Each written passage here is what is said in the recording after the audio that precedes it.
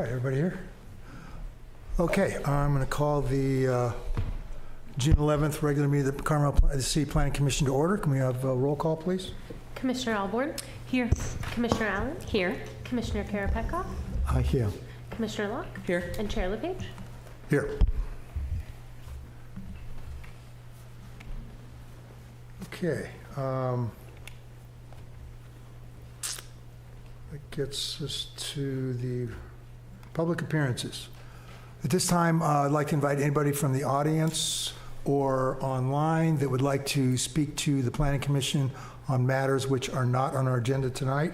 I'll remind you that under the Brown Attic, public comments for matters on the agenda must relate to not to an agenda item, but public comments must be related to municipal affairs. And hateful, violent, or threatening speech is impermissible public comment as it disrupts the conduct of the public meeting. This is a warning that if you, a member of the public, attend the meeting remotely violates the Brown Act, that you will be muted. Having said that, I'd like to invite anybody in the audience or online that wants to make any comments to the Planning Commission tonight about any items which are not on our agenda can do so at this time. Nobody here in the chamber is coming forward. Anybody on raising their hand? Okay. No public comments tonight. Are there any announcements from staff? None? The director's report later. Pardon? None from the director? Director's report afterwards? Oh, yeah, perhaps? yeah. I just wonder if you had any announcements, or sometimes the Nothing commissioners late want to make breaking. some announcements. Okay, that brings us to the consent agenda. Items on the consent agenda are considered to be routine in nature and usually are handled in one independent motion. Any members of the public or the commissioners may request an item be pulled for further discussion or questions. Any commissioners want the items pulled tonight? We have 3 items. The item number 1 is the monthly activity report for May. Item 2 is the May 14th regular meeting minutes of the Planning Commission, and item 3 is design study DS 24289. Your Golden Key LLC. This is a consideration of final design study and associated development permit for demolition of an existing approximately 1,800 square foot one-story family residence, inclusive of a 200 square foot garage, and the construction of a 2,435 square foot two-story single-family residence. No questions? In that case, I'll make a motion that we approve items 1, 2, and 3 on the consent agenda. Oh, second. Roll call, please. Commissioner Ahlborn? Yes. Commissioner Allen? Yes. Commissioner Karapetkov? Yes. Commissioner Locke? Yes. And Chair LePage? Yes, the motion is carried. Okay, that brings us to the orders of business. The first item on the order of business is the Capital Improvements Program, the CIP, General Plan Consistency. You have staff report, please. Yes, thank you, Chair LePage, members of the Planning Commission. Staff did not prepare a PowerPoint because the bulk of the information is a matrix and that would be difficult to read through slides. So just a quick summary. Capital Improvement Plan is part of the budget that was adopted by the City Council. These are usually mainly infrastructure related, but there are some planning items like the odds contract that's also included in the Capital Improvements Plan. Both state law and our municipal code require the Planning Commission to find consistency with these individual projects and the general plan. So that is what is kind of laid out in this matrix. You'll notice that there is an anticipated CEQA action, and that just kind of informs the Planning Commission and the members of the public that although CEQA has not formally occurred for all of these projects, individually, CEQA will be applied, and based off of the information that we have right now, the potential CEQA action is listed. So that concludes my presentation. Yeah, any questions? I'm sorry. Any questions? Yeah, I do, Anna. Director. Are these, so the matrix that you guys put together, they're not in any priority order, is that right? Is it just kind of or is it a priority order? No, they're not in a priority order. We've had discussions with the Director of Public Works. I think part of his plan, now that this is adopted, he will be putting things in priority. And for him, I believe he stated that health, life, and safety things, things that are related to that are going to be high priority. Okay. Is there supposed to be another category? You refer to 4. That was a typo. Which is a typo? Okay. That's because I stole this original staff report from last year's. Okay. And there were you just 4. Copy and paste a They typo? had, Gets me yes. all the time. That happens all the time. So there were like IT things last year, Yeah, and, okay. and none of them are part of the I CIP. just wondered about that. Okay. Any other questions for Yeah, one question. Director? Item 26, can you clarify what it is? I'm not sure I understand that one. 26. Is that the 4th Street outfall? Get the public comment. Okay. That is the design and construction work to replace the outfall structure. That's what all the drainage is conveyed to and then put into. So this is for water management? located on the beach? No, this is stormwater. Yeah. Stormwater management, yeah. Okay. It's at the existing. Which one, Stefan, are you asking about? 26. 26. All right, 26, Okay. 26. And I believe that is on the beach. Yeah. Is that true? Yeah, I believe yeah. it, yes. The exit is to On the the beach. beach, yes. Yes, around 4th Street, near that boardwalk. Okay, thank you. Okay, any other questions for the director? Okay, at this time, I'd like to invite members of the public to make their comments to the planning commission about the CIP. Anybody online? Okay, close the public comments, bring it back to the commission. Commissioner Locke had some comments. Very brief comments. One of the items is the number 8, the Piccadilly restroom design.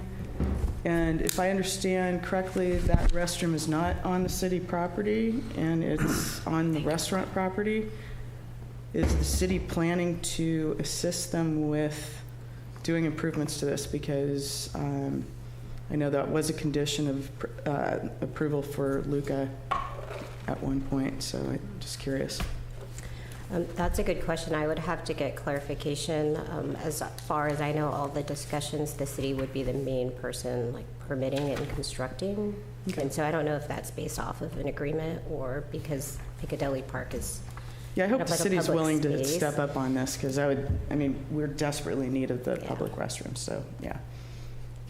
Okay, so that was one comment. Okay. The others, you have a typo on 16 in the description.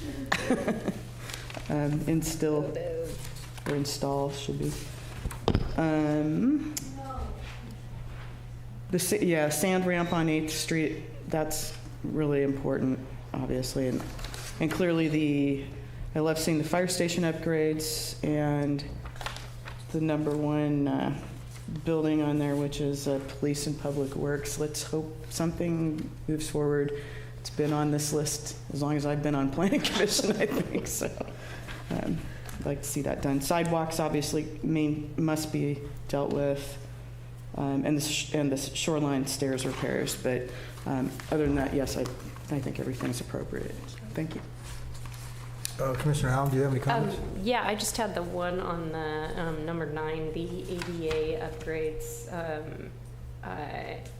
Should it be like more spelled out, or are we good with just ADA upgrades and not knowing what those are? That,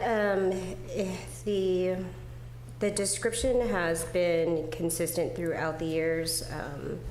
So if you look at the other notes, there was a study that was done in 2018, and I think that study had a 8-year, 10-year plan. But I believe all the ADA upgrades are within city property or city facilities. Okay. Yep.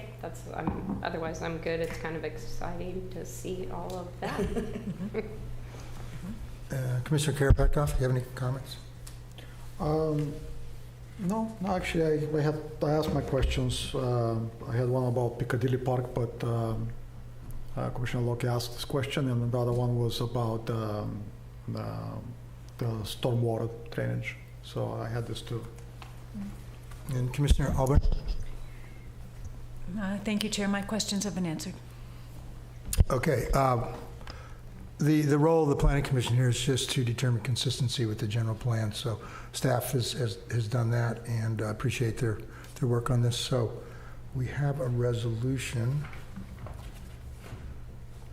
a draft resolution, because we are just making a recommendation to the to the council, as I understand it.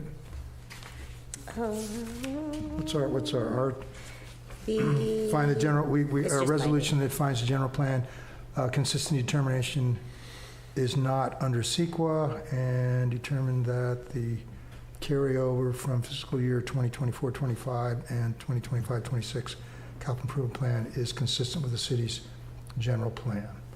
I'd move approval. Pardon? Move approval? Okay, all right. Can we roll I roll can call, second please? that if you need a second. Oh, we need a second, yeah. Yep. Go ahead. Commissioner Ahlborn? Yes. Commissioner Allen? Yes. Commissioner Karapetkov? Yes. Commissioner Locke? Yes. And Chair LePage? Yes, Motion resolution is passed.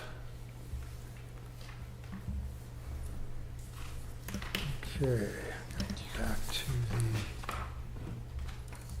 the, where are we? There we are. Okay. All right, that brings us to the next order of business, which is a discussion and direction from the Planning Commission to staff on roofing materials, including but not limited to metal roofs.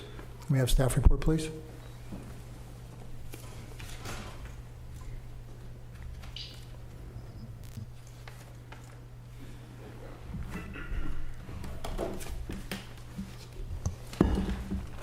Good afternoon.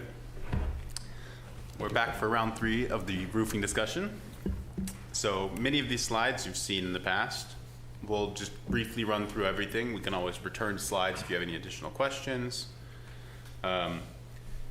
Alternative roofing materials. We've seen a lot more applications for these due to concerns about fires, changes in style, many different factors.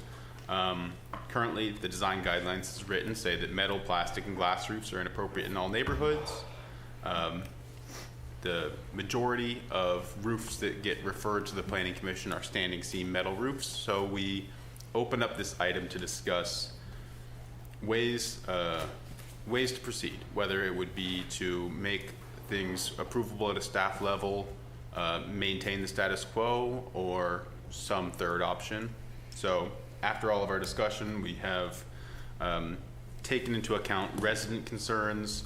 This is high contrast roofs, the modern farmhouse look, the vertical standing seam roofs, and the incongruity, there we go, with the design guidelines. And we've, as has been mentioned to us many times now, that the SRI is not a good metric for reviewing these things because it's more about insulation than it is reflectivity.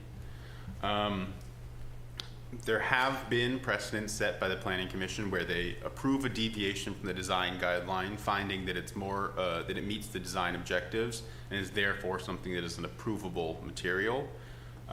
So that was kind of the onus for what got us into this to begin with. Just some metrics that I had at the last one: a poll of new builds / re-roofs, mini comp shingles, standing seam, and then other are the categories. Insurance conversation, again, this is retread of previous information, but just good to get a refresher.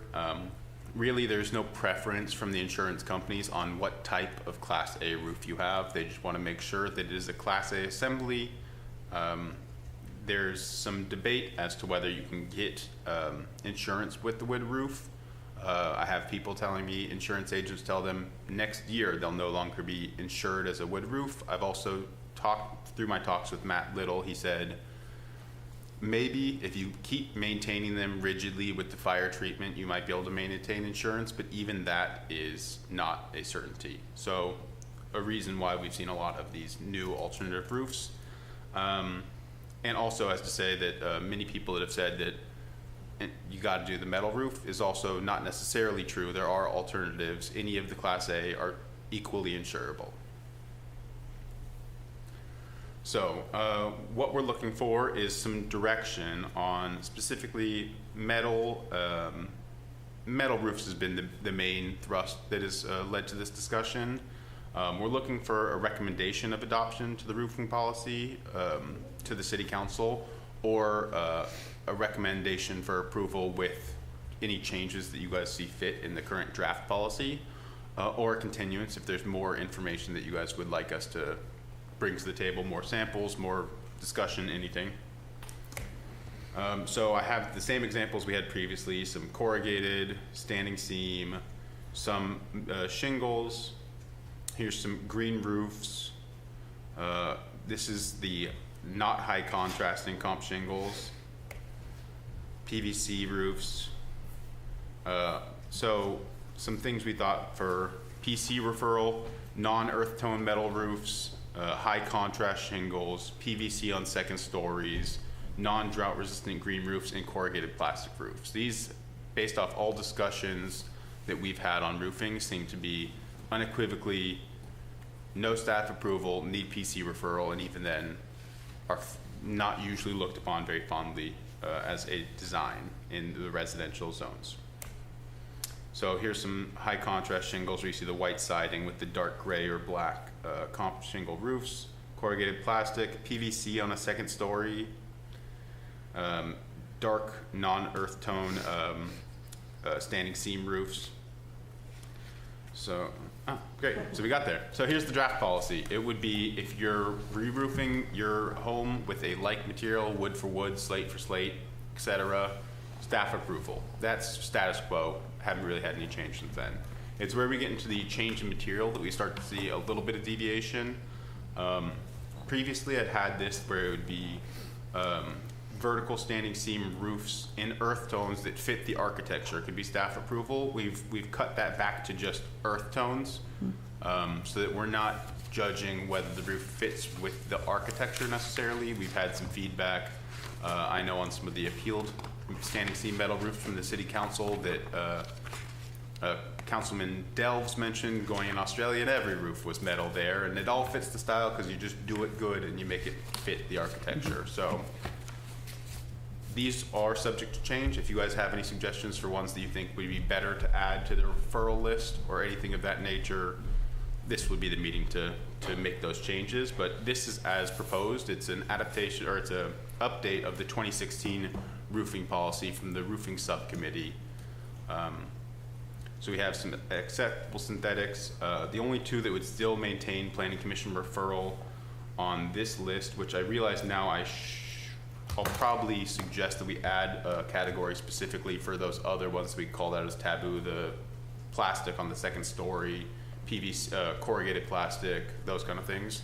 So I can add another bucket that would be all for planning commission approval for that. But for right now, as written, the only two that would be referred to planning commission would be non-earth tone comp shingles and non-earth tone standing seam metal roofs. And I did some polling among the planners, and this was a potential palette of earth tones that we could work off of, where we'd say these are some earth tones, and anything that is within a reasonable deviation could be approvable at a staff level. And again, these can be subject to change. If you say, I hate that last column on the right or the first column on the left, we'll just get it out of there. So it's really what speaks to you guys. With that, I do have some roofing samples. I know you guys got to peek at them at the beginning of the meeting, but that's the end of my presentation. We can look at the samples now. You can discuss. We can open it up to public comments, however you see fit to proceed. I just had a couple of questions before we Yeah. get to that, and I'm sure it sounds like the commissioners do too. In fact, why don't you go ahead, Commissioner Locke? My question was going to be, what are the materials that you have over here? Over here on the table, there is galvanized aluminum, there is stainless steel, and there is zinc. Okay. Those are the three. The company also makes copper roof shingles, but I didn't include those as those are prohibited. Okay, But those are the three materials, yeah. thanks. Okay, Can go I ahead. ask so I think in one of our discussions, I think it was Victoria Beach that stood up and read what was being proposed in terms of the guidelines around roofs. Can we add that in with this, or where are we at with all of this kind of coming together? The design guidelines that we're working off currently is the old design guidelines. The current guidelines we are having meetings on, and there's certainly progress being made, but they are still subject to change. So I think my recommendation would be we can make any changes we want to this right now, but maybe not use the currently in the works design guidelines as a template for any language. And then if there is any certain language put into them into the future, we'll either follow the design guidelines or we can come back and amend this policy to add any specific language you think is appropriate. So that kind of leads into my question, and that is the, the 9.8 design traditions about roofs and metal roofs being inappropriate for all neighborhoods. So, I mean, I'm just wondering how this policy works with that policy, because this doesn't address that policy.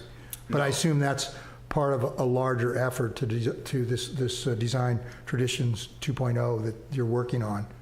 But, where does this policy sit in relation to that? Because that's kind of, when we have pushback from the public on metal roofs, that's where they start with Yes. inappropriate in all neighborhoods. And part of the municipal code as written currently is that the director, planning commission, and city council, depending on what level the application is, can approve deviations from the design guidelines as long as they determine that they meet certain objectives, which is outlined in, I don't have the section of code in front of me, but it's outlined, there's 6 points they want to hit. Some aren't applicable, they're in reference to the commercial zones, and for this would just be for residential roofing policy. But the adoption of this policy, from my understanding, would be a more high-level, not approval, but a decision by recommendation from the Planning Commission, decision by the City Council that these products are a acceptable deviation from the design guidelines because they meet those objectives. The most applicable of which would be innovative and sustainable are the two kind of key words in those that.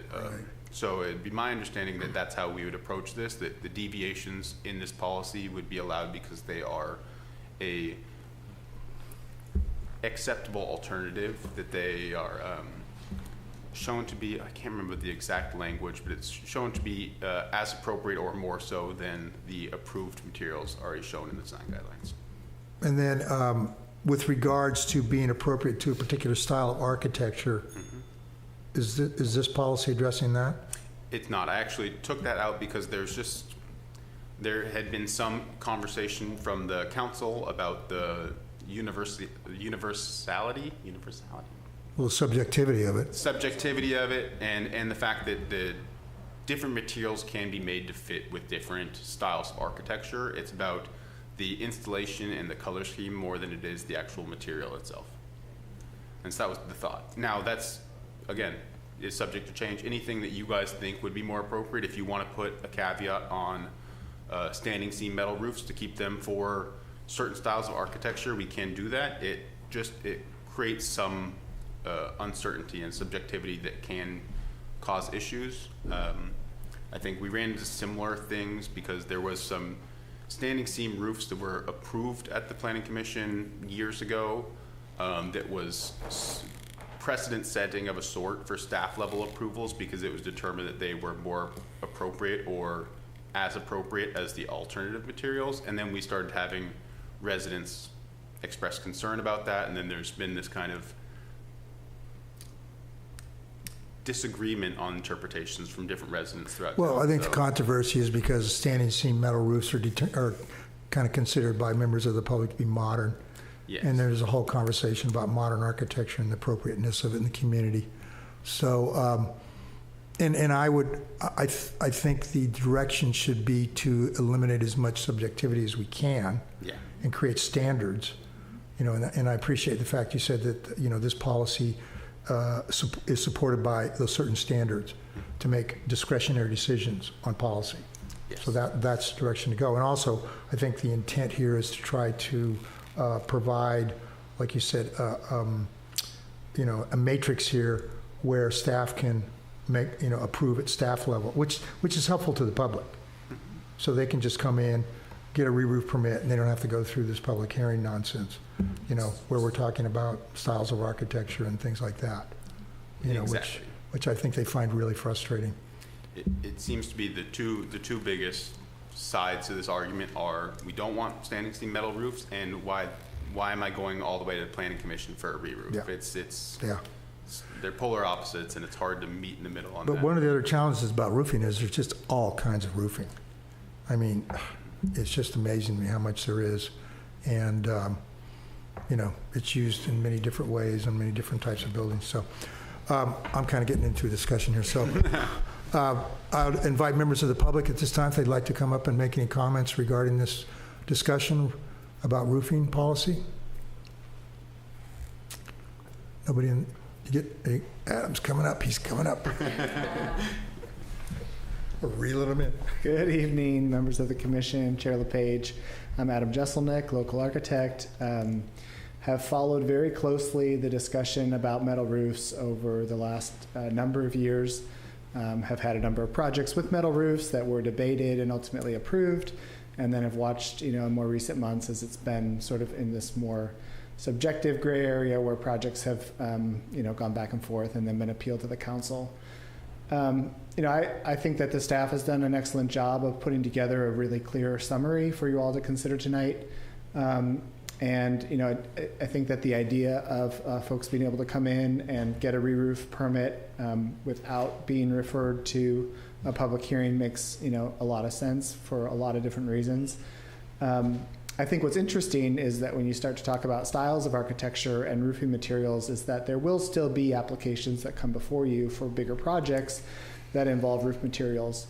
And I think it's, I'm not sure, maybe I've missed it in the materials presented by staff, but I'm not sure that there's a clear boundary line then that's also being set here in the new policy where pretty much any style of house could come before you as a planning commission for a remodel or a new house.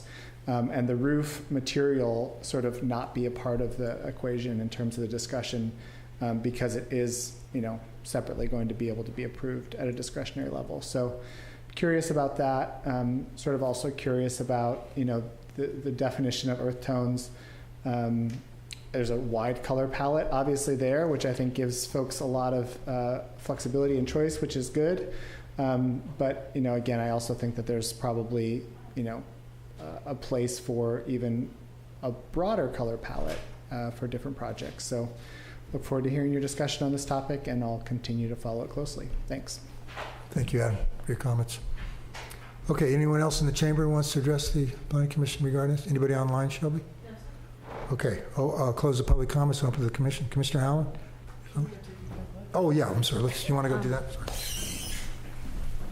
Yeah, and then I did have a question in terms of, so you have listed on here that C-door is, you're recommending that it's one of the options, right? Yeah. And I actually did like it. The thing is, I believe it's plastic, right? It is a synthetic material that I believe is some sort of plastic, yes. Okay. And that is let's see if we go back a little bit. If we look at this list of the 10 that were approved between November and January, of the 4 other materials, we had several that were Brava synthetic shingles, similarly plastic, faux wood, and faux slate. So it's something we've seen some in town, and that specifically that asterisk right here, I just 100% pulled from the 2016 roofing subcommittee when that was one of the things that they were reviewing more thoroughly was the implementation of synthetic roof materials in town. Okay.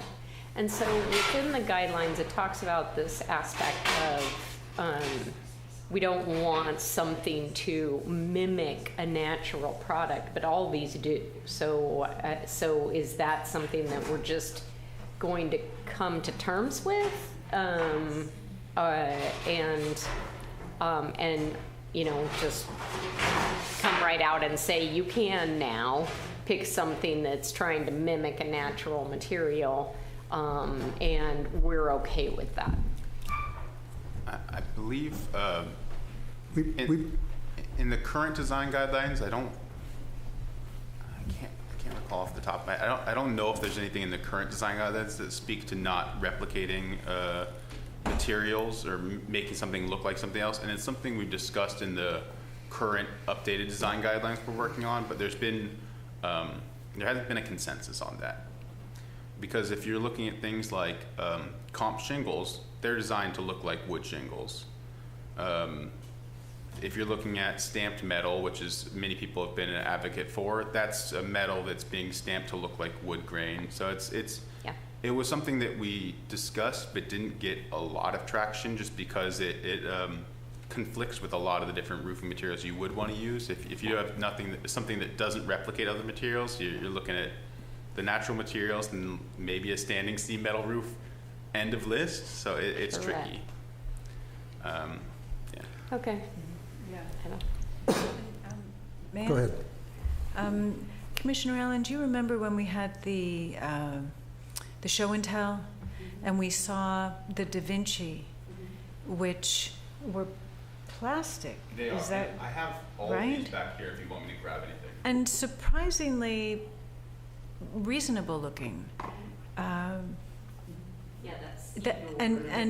Right, and those are on the state's, and I don't know the proper name, but the fire marshal's BML list, right?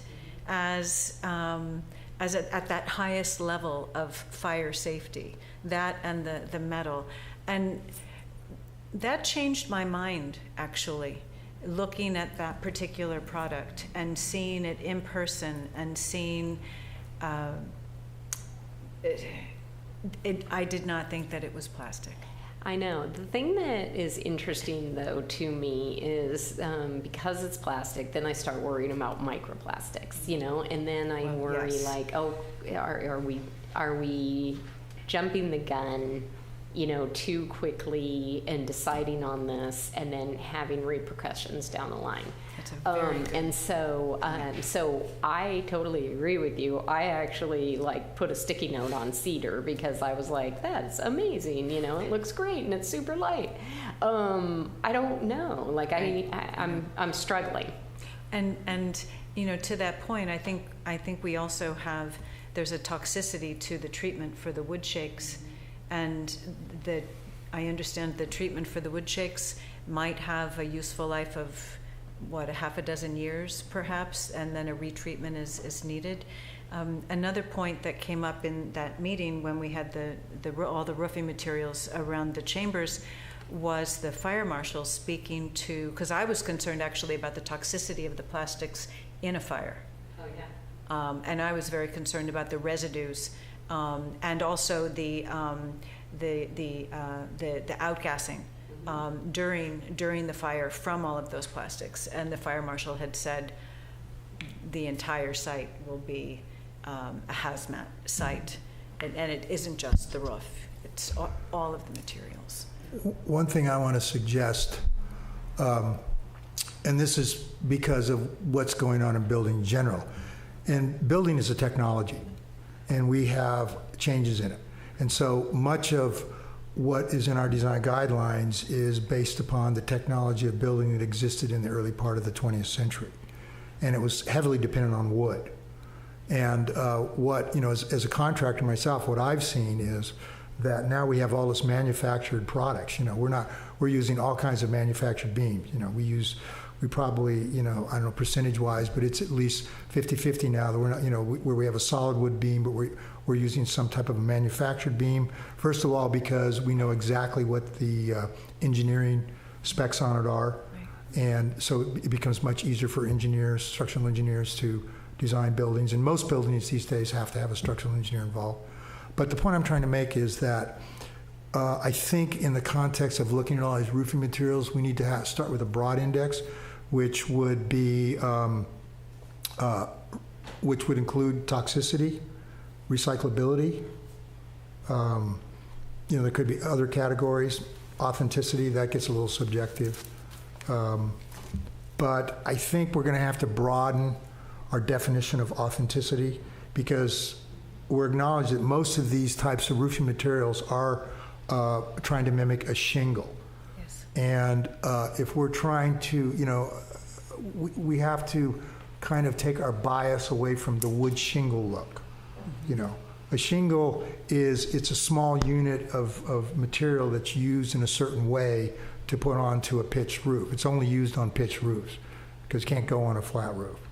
So we're going to have to kind of take that bias out of the authenticity definition. A shingle, it's kind of where a shingle's a shingle's a shingle.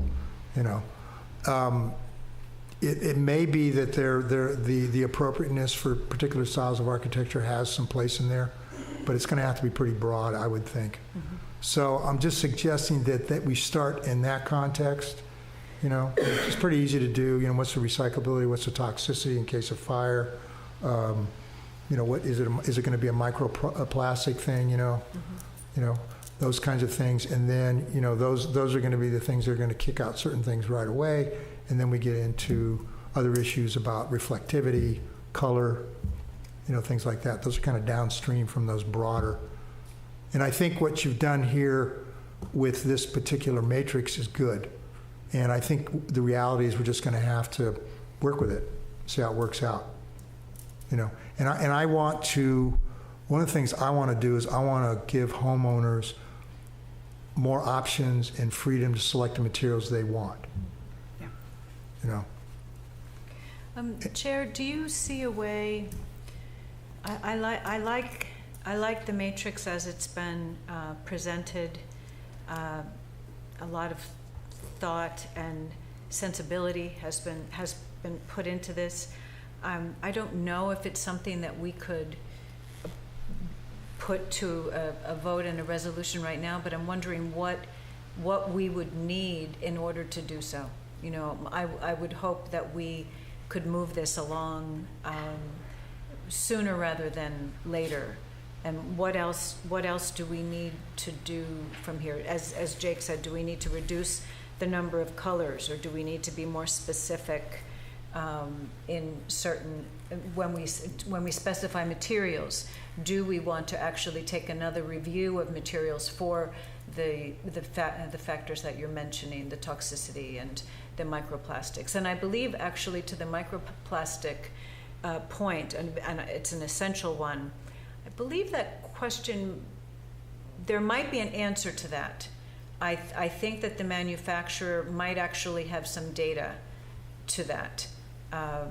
So, I mean, of course, it will require a follow-up. I'm not going to ask Mr. Olander to provide that off the top of his head, but I do think that might be available. But what else do we need in order to feel confident that we could move forward with a new policy on behalf of the city? Yeah, I think what we're talking about is sustainability, because you have to acknowledge that roofing materials are going to be replaced. There's a life to them, And so we're going to be, that roofing material that you're putting on today, maybe in 20, 30, 40, 50 years, it's going to be going someplace else. I don't know where it's going to go. Maybe it's going to be recyclable. Maybe it's going to end up being chemically turned into something else, composted. But those, I think, are some standards of which materials we put in the matrix that you might think about. I think you got a good start here, but I am concerned a lot about what the commissioners are bringing up in terms of, microplastics, recyclability, toxicity. That's a big safety issue for the community and for our area, at large, because the materials that we dispose of, they don't stay in Carmel, they go someplace else. So we have a responsibility not to be shipping, toxic or materials that are going to break down to a different size, which then becomes, more prevalent in the environment. So that's a little more challenging. But maybe what I would suggest, if there's any materials that are specific to this list, you have those synthetics, maybe take another pass to see what their data spec sheets, because all of them have data spec sheets. They're required to have that. And you might just look at those and see if there's anything that jumps out that you see as a potential problem. So I would just recommend that you just look at the data spec sheets on any the synthetic, or what are called plastic, And as you were asking that question, I thought to myself, would it be difficult for you to add just 2 more columns around recyclability and also around toxicity? Yeah, like 2 more rows just to, and somehow get some sort of measurement that can be related to each of those? Or could we call it environmental safety instead of toxicity? There you go. Could we look at the other side of the coin? Yes, exactly. You know, is it higher up on the scale of environmental safety? I like that, and maybe even useful life. Maybe if we're listing, you know, they talk about, you know, like a lifetime roof, like the roof that they put here, you know, is considered lifetime because, you know, once you put it on, you're probably not going to be putting it on again. Would that matter to the commission or not? Is there any way to get to see actually a house that is using these materials, like the metal shingles and the metal shakes? Is there anything available in the area, or is it not? Not that I can think of off the top of my head. I don't have a good example in Carmel of something with metal shingles, but it's something that it sounds like I have some more research to do, so I can add that to the list and come back with see if I can find something locally that has metal shingles. And if not, then just a good example of the type of house we'd see in Carmel, you know, just a typical, you know, for that company specifically, a lot of their marketing material is about larger, older buildings, castles, mansions, things like this that have large metal roofs. So see if I can find something with metal roofs on a kind of single-family residential scale. We need to show people what's possible, because this is very abstract. When you just show them a sample, you can't really imagine, you know, how it's going to look. You don't know how it's being installed. Can anybody install it on the Monterey Peninsula is another question. So we need to figure out what we call in the industry a proof of concept. You know, maybe even if possible, use this material on some of our public buildings to just see how it looks. I mean, are we doing any re-roofing? I think we're re-roofing something, right? Yeah, City Hall. I was gonna say, let me see the CIP list. No. The yoga studio next to the Sunset Center is being re-roofed, right? So it's not a high visibility building. Maybe we can use one of these materials and see how it looks. Why not? I think that's above my pay grade, so I'll defer to Anna on that one. I think we're getting a little down on the weeds. And then the other thing I just wanted to point out, every single material that we have listed here is Class A, right? They should either Class A or they can be part of a Class A assembly if Okay. treated properly. Got it, check. Yeah. So to circle back a little bit, for the recyclability and toxicity / let's say environmental factor, or however we want to define that, is that something, if we added a column, I can look into that and provide more details. In my mind, if something produces a lot of microplastics or is just has a terrible off-gassing in the short term, that would be something that we'd either, I would assume, want to strike from the list or make it a PC referral. Do we want a column for environmental rating for roofing materials in general, or is it something where we just want to know that so that I can adjust the existing column to make it a PC referral, or again, just strike it entirely from the matrix? Well, the goal is to come up with standards.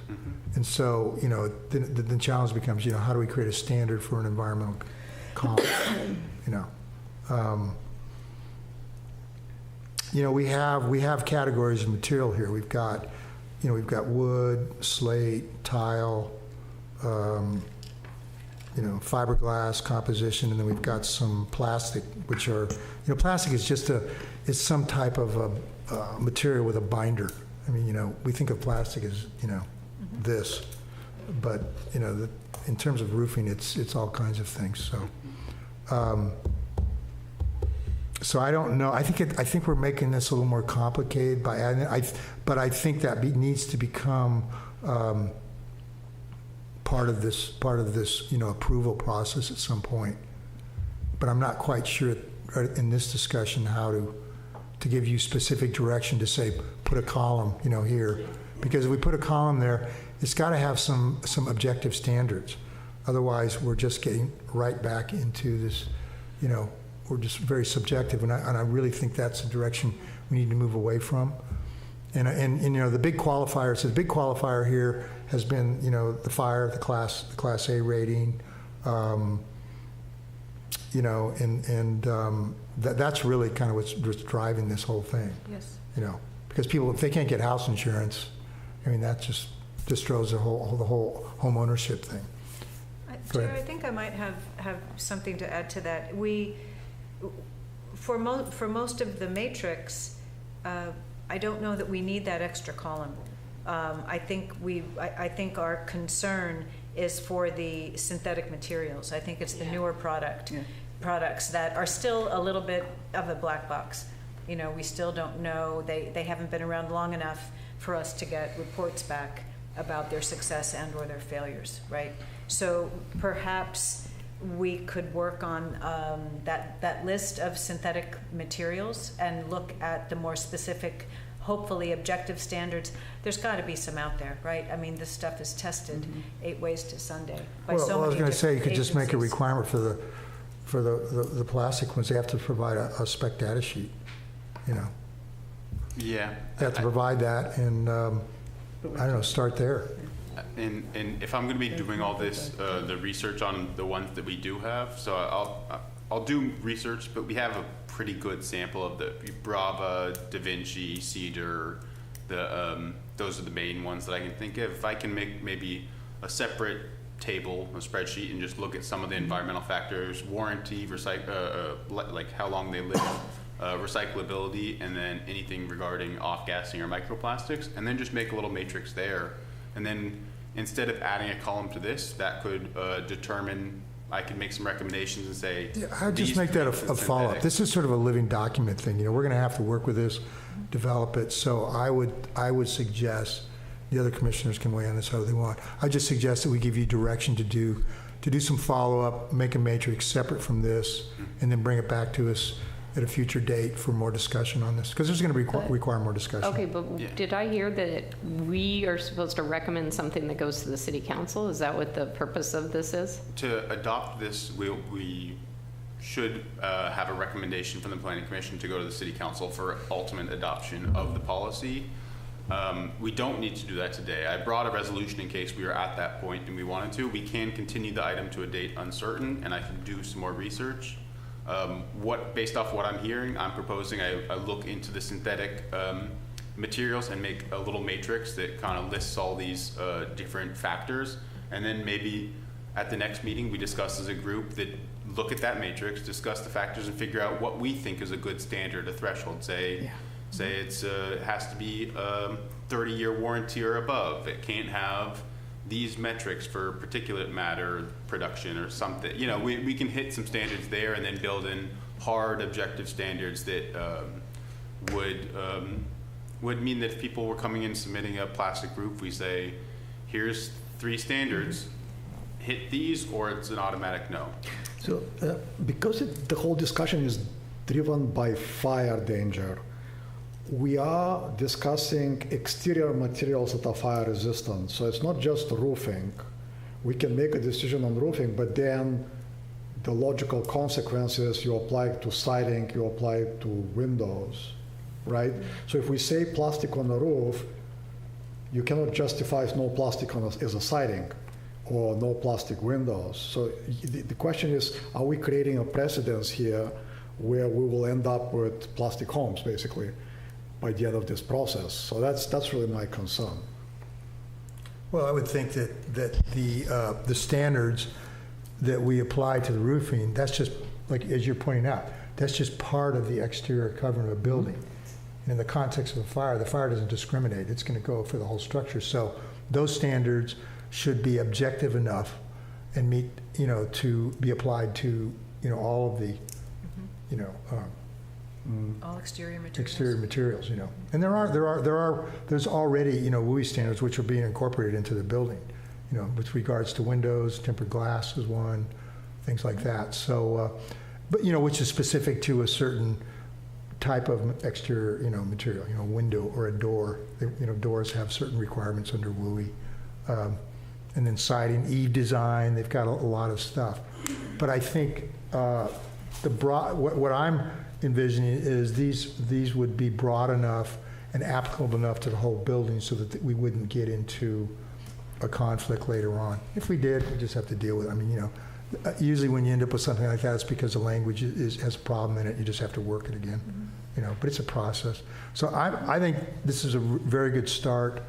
I'm comfortable with sending a resolution onto the city council for taking a serious look at this, for adopting. One of the reasons why is because I think time is of the essence, and I think there's been a lot of discussion on this already, and we do know that homeowners are going to have problems, like you said, next year with fire insurance, and so, like I said, time is of the essence.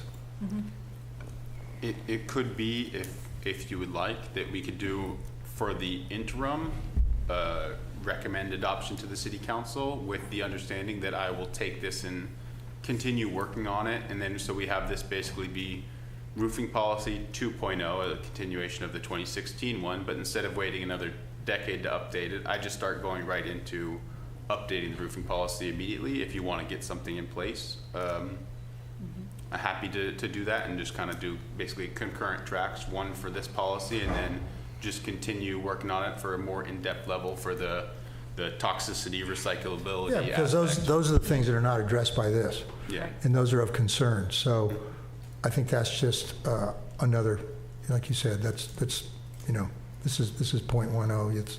That's going to be 1.1 or whatever, because it's going to be going on. And a policy is meant to be that way. It's it evolves. Director? Another option we have is that the Planning Commission can direct staff to include specific statements in this policy when we bring it to the City Council. That way we don't have two different tracks. One of the thoughts we have is to, in the policy, have a direct statement that's tying it to the consistency with the design objective, so it's really clear. Some of these are a deviation, but based on the analysis and how this policy is written, the deviation is okay because they are consistent with the design objectives. And then for the synthetic products, we could either put a statement following that says, all synthetic products have to have some certain level based off of staff's research of environmental safety. And then that way it doesn't have to come back to the Planning Commission. Okay, I'll make a motion to include that in our direction. No, I think you're absolutely right. But I think that's. If the other commissioners feel the same way, I think we should. I would recommend we approve this resolution, but we add the direction that we want to see analysis regarding recyclability, toxicity, and any other elements, environmental elements, which could cause harm to the environment or humans and doesn't support sustainability.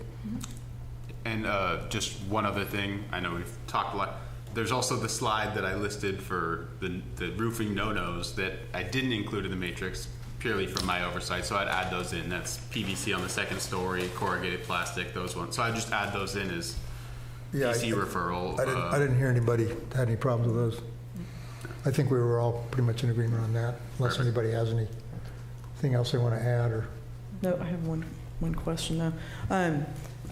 A few of those examples on the table have a lot of reflectivity, especially the mirror one, right?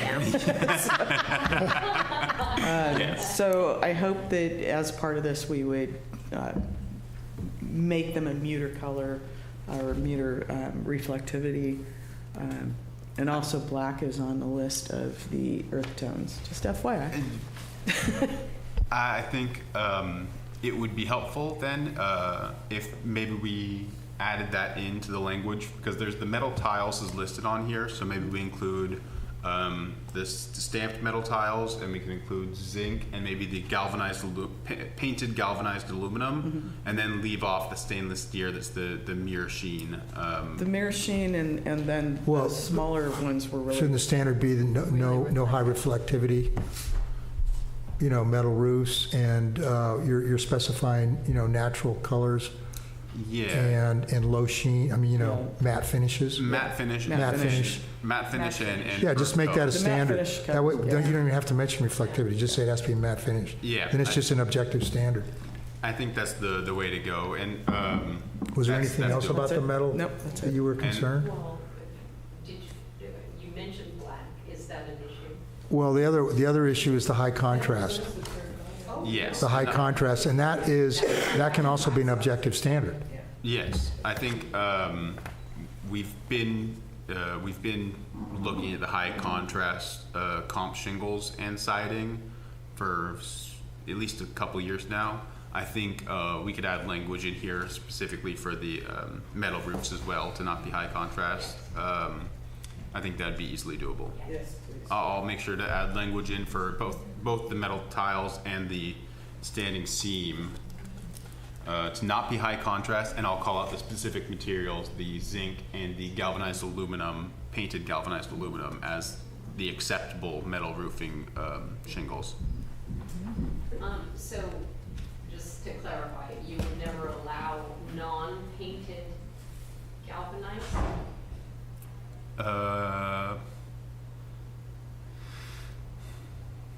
I would say no.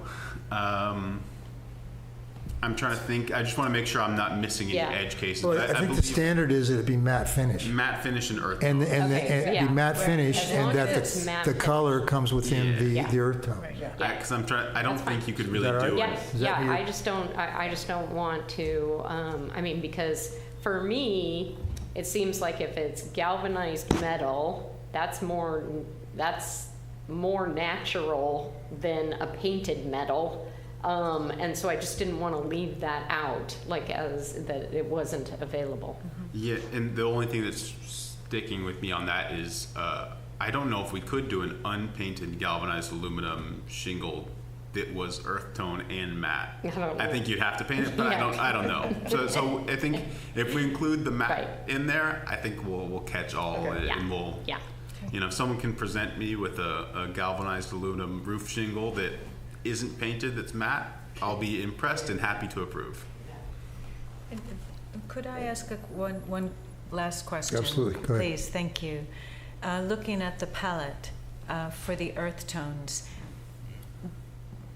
on the right side, on all of this light hued spectrum, do we have roofs that light in town?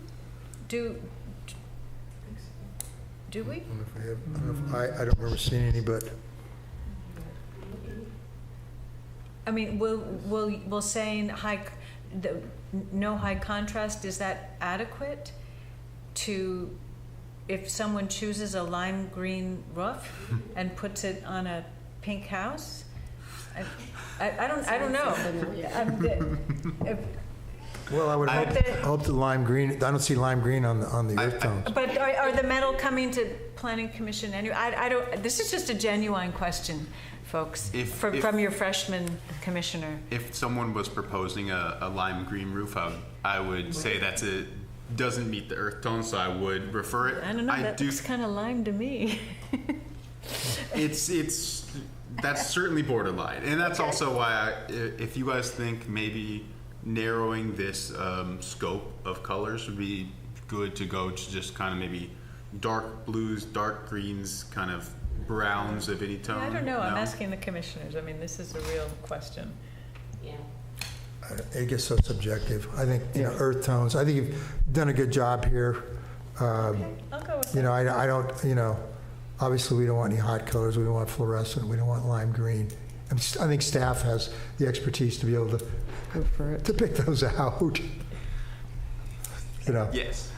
And I think we have grays here, which represent galvanized. If they're in those tones of Yeah, shades. the last two columns are kind of questionable. Maybe we need to remove. Yeah, the lighter colors, yeah, you know, it might be hard, but, There's a lot of lighter colors, though. yeah, you Yeah, I'm looking at our, you know, I mean, Aerial you know, a view. wood shingle roof starts out very light and it changes. Yeah. So it's you know, those are natural colors. And I think what we have been trying to avoid is high contrast, because we're beginning a lot, you know, this black on white has become a real popular trend, and it is inappropriate for the character of this community. So that's what we're trying to, you know, create. And that's an objective policy. You know, that's what you can, you know, that's not something that's subjective. So, Can I just ask a Director? clarifying question? So the contrast, that applies to all roofs, no matter the material, right? It's not just high contrast metal, it's. right, yeah, all, you know, Okay, it's the high contrast of the materials, not of the colors, not specific materials. okay. Okay, so we have a resolution, and we have added a lot. The staff, do we have a summary there? Does anybody write that down? So we can get this in a resolution? Because we're going to send this on to council, and we need to give them some direction, It would or be. they'll start their discussion. We'll add in language to reference the design objectives and make findings as part of the language for the policy and to justify the roofing materials on the list and call out the deviations. We'll add in analysis of toxicity, recyclability, and lifespan. I think were the kind of the three biggest ones for environmental, for level of warranty. And then we'll make sure to add in the roofing no-nos list to say these roofs are automatic PC referral. And then we'll add in more language for no high contrast for all, not just for comp shingles. And then we'll specify for the metal tiles that it'd be zinc and galvanized aluminum with a matte finish. And we'll add the matte finish for the standing seam roof as well. So that would be accept motion as presented with additions regarding findings, matte finish, environmental regulation, roofing no-nos, high contrast, specific metal types. Okay, that's the motion I make. Okay, We have a second? I can second that. Say that, okay. I'll second that. As soon as there's no more discussion, roll call, please. Commissioner Ahlborn? Yes. Commissioner Allen? Yes. Commissioner Locke? yes. Commissioner Karapetkov? Yes. And Chair LePage? Yes, okay, the motion is carried. All right, that brings us to, that concludes the orders of business, and this brings us to the public hearings. The first item on the public hearing is recommended for continuance. Was there a reason this was recommended for continuance? I didn't really pick up, where they just couldn't get ready, or? The story poles were not Story installed in poles, time. okay. So, I think I have to still open it to the public, right? To make any comments about the story poles, or? Yes, and then just vote on the continuance. Yeah, okay. Is there anybody from the public that has any questions about the continuance?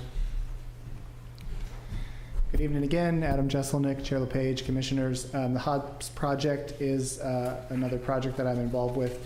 Oh. It was a scheduling conflict with the story pole contractor and a sort of a late notification of when those poles needed to be up because of a related land use matter that was reviewed by the City Council last week and approved for this particular project, where the lot actually straddles the city-county boundary. So it was kind of a unique circumstance that you'll hear all about hopefully next month. So I'm also asking for that to be continued to a date certain because we'll be ready for the July hearing. Okay. All right, thank you for that explanation. Appreciate that.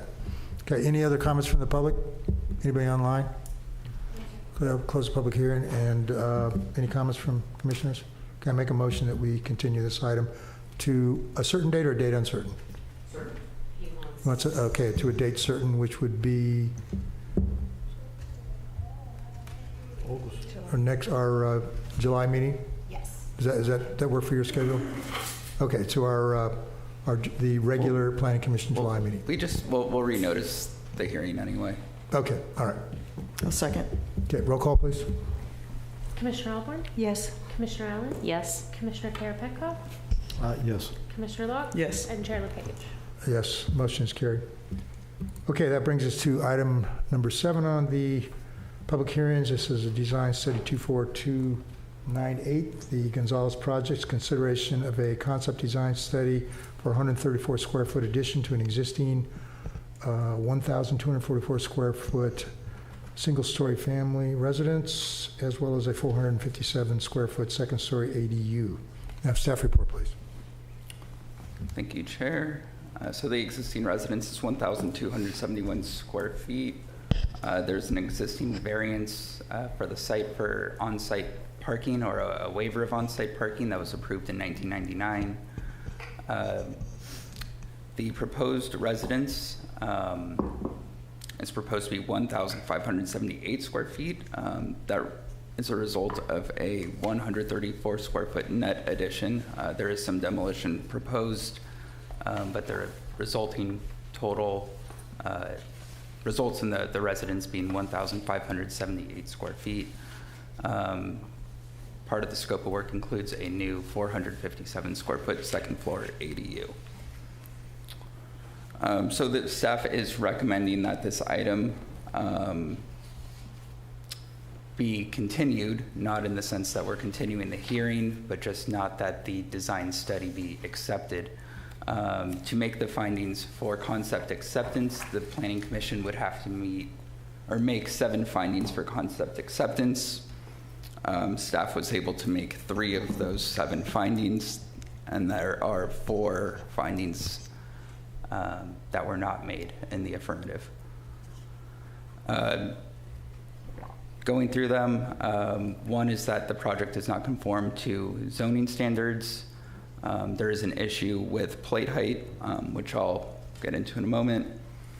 There are conflicts with the goals, objectives, and policies in the general plan, and also issues with trees, which is specifically called out in finding number 7. So this is just a brief summary of the plans. So we do have plate height issues on both the first floor as well as the second floor ADU. And then the addition is within the 6 foot, call it a setback area for significant trees. This is dimensioned at 6'5", but that is to account for the 10-inch diameter of the tree, because the radius is measured from the center point. So finding number 1 and 4, finding number 1 relates to zoning compliance, finding number 4 relates to the plate heights and mass and bulk. So the project does not conform to the plate heights, as I mentioned, for both the first floor and the second floor. Therefore, it does not conform to zoning standards. A project that does not, or that exceeds zoning standards cannot be found to be similar in size and scale or have compatible height. So therefore, finding number 1 and finding number 4 cannot be met. Staff has discussed a solution to this problem with the applicant.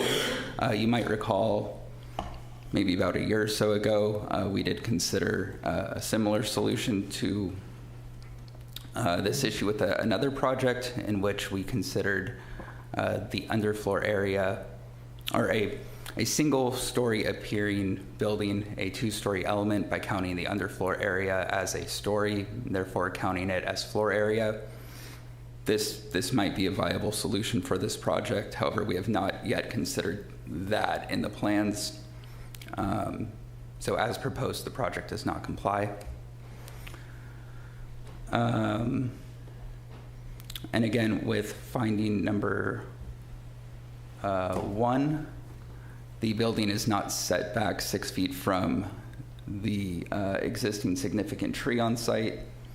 This is a zoning standard. It's called out in our municipal code, section 17.48.110A.3. It says construction of building walls, as well as impermeable surfaces, which a building is, must be set back a minimum of 6 feet from all significant trees, as well as grading shall be limited to areas outside the root protection zone as identified by the city forester in the site assessment.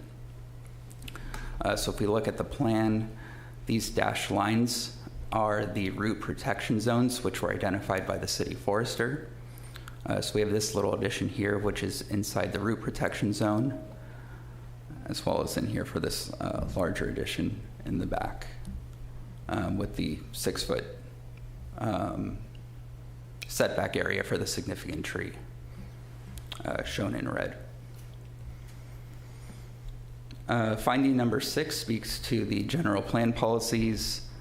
Design shall recognize limitations of the land, work within these limitations, specifically speaking in this case to vegetation. We also have another policy that speaks to site plan. Design shall recognize the constraints of the land and work within these limitations. That's in response to the preliminary site assessment. And again, the root protection zones identified by the city forester. Development does not require removal of any significant tree unless necessary to provide a viable economic use of the property or protect public health and safety. All building and structures shall be set back a minimum of 6 feet from significant trees. Another policy that speaks to applying the city's residential design guidelines outside of the zoning code and general plan policies. We do have a number of design guidelines that also reinforce the 6-foot setback.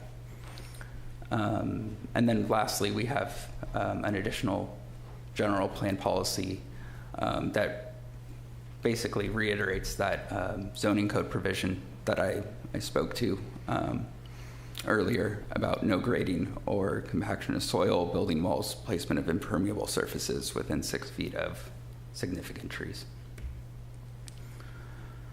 And then we also have finding number 7, which again, once just reiterates all buildings will be set back 6 feet from significant trees. And then the development does not require removal of any significant tree unless necessary to provide viable economic use of the property. So the Forest and Beach Commission did approve the removal of one significant tree. The Forest and Beach Commission did determine that significant tree coverage will remain following the removal. In staff's opinion, the Forest and Beach Commission's finding that the property currently contains 15 oak trees, and the removal of the tree may preempt potential future conflicts or hazards, and sufficient coverage will remain following the removal supports concept finding number 2, which also speaks to landscaping and vegetation and tree protection. So that finding is supported by their decision. However, it does not meet the threshold for concept finding number 7. This finding includes the finding includes that the removal of the tree may preempt for potential future conflicts or hazards related to its proximity to the existing or planned development. But finding number 7 suggests that there is an imminent or reasonable foreseeable threat to public health and safety, and not a potential. That's the difference. One is an immediate threat or reasonably foreseeable threat versus the potential. So the Planning Commission should consider whether to accept the Forest and Beach Commission's finding to approve the tree removal or provide direction to retain the tree based on finding number 7. And then once again, the kind of part 2 is the 6-foot setback, but I won't repeat. We also did receive a correspondence from one of the neighbors. The neighbor pointed out a discrepancy in the staff report regarding the square footage. And that just is a discrepancy in the plans. The existing, or the plans identified that the residence was 1,244 square feet. However, the plans didn't identify an existing shed on site proposed for demolition in part of the existing square footage. So the staff report just corrected that in the square footage total. The neighbor also questioned the allowance for the ADU based on the conditions of approval for the variance, which limited the site to 1,600 square feet. The variance didn't consider the ADU or the potential development for an ADU. We do have a provision in the code that says inability to provide on-site parking shall not authorize more floor area or exterior volume for other purposes in lieu of parking. So all that condition of approval was doing was saying you need to reserve 200 square feet for parking if parking can be provided in the future. It wasn't precluding the development of an ADU. And then the neighbor also identified potential privacy impacts, primarily due to the proposed second-story deck. So the commission should consider those impacts as part of their direction to the applicant. So with that, staff recommends continuing the hearing with direction to the applicant to modify the project to support the findings for concept acceptance. Again, those are findings number 1, 6, 7, and 4. And there's a summary on the slide, and that concludes my presentation. Happy to answer any questions. Questions for staff, commissioners? No questions. All right, thank you. All right, at this time I'm going to invite the applicant to come forward and present their project.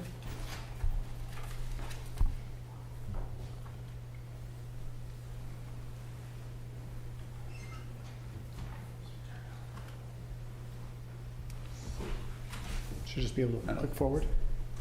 There might be an on switch. There we go.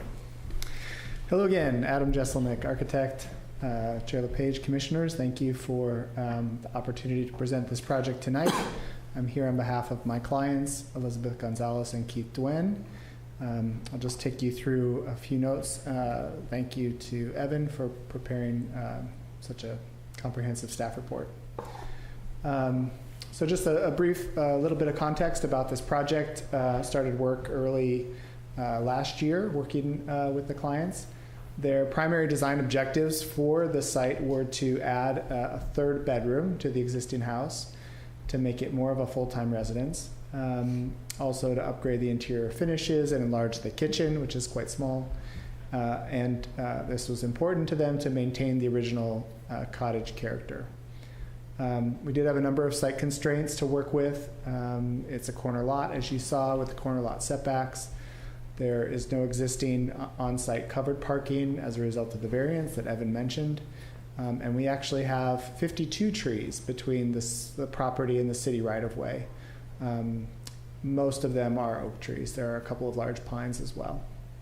So the preliminary site assessment was completed about a year ago. The historic ineligibility was confirmed.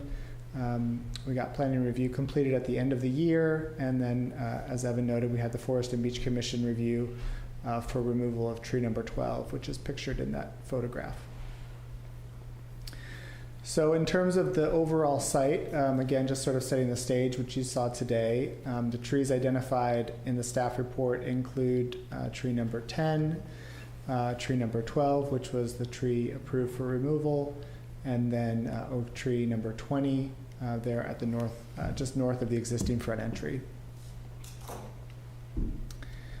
This is just interesting to note how some of these houses are built over time. You know, this one in particular, 4 stages of development so far. So that original cottage built in 1953,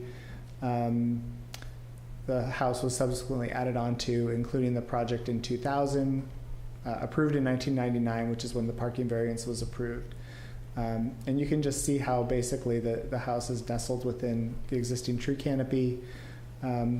Really, you know, pretty creatively over time, you know, to have a house built like this on one level, you don't always find, but it does create a situation where we have a house that we hope to maintain in its entirety, with some really minor additions, as you can see here, and then the addition of the second floor for the accessory dwelling unit, as that is, you know, basically the only area available to build that additional bedroom.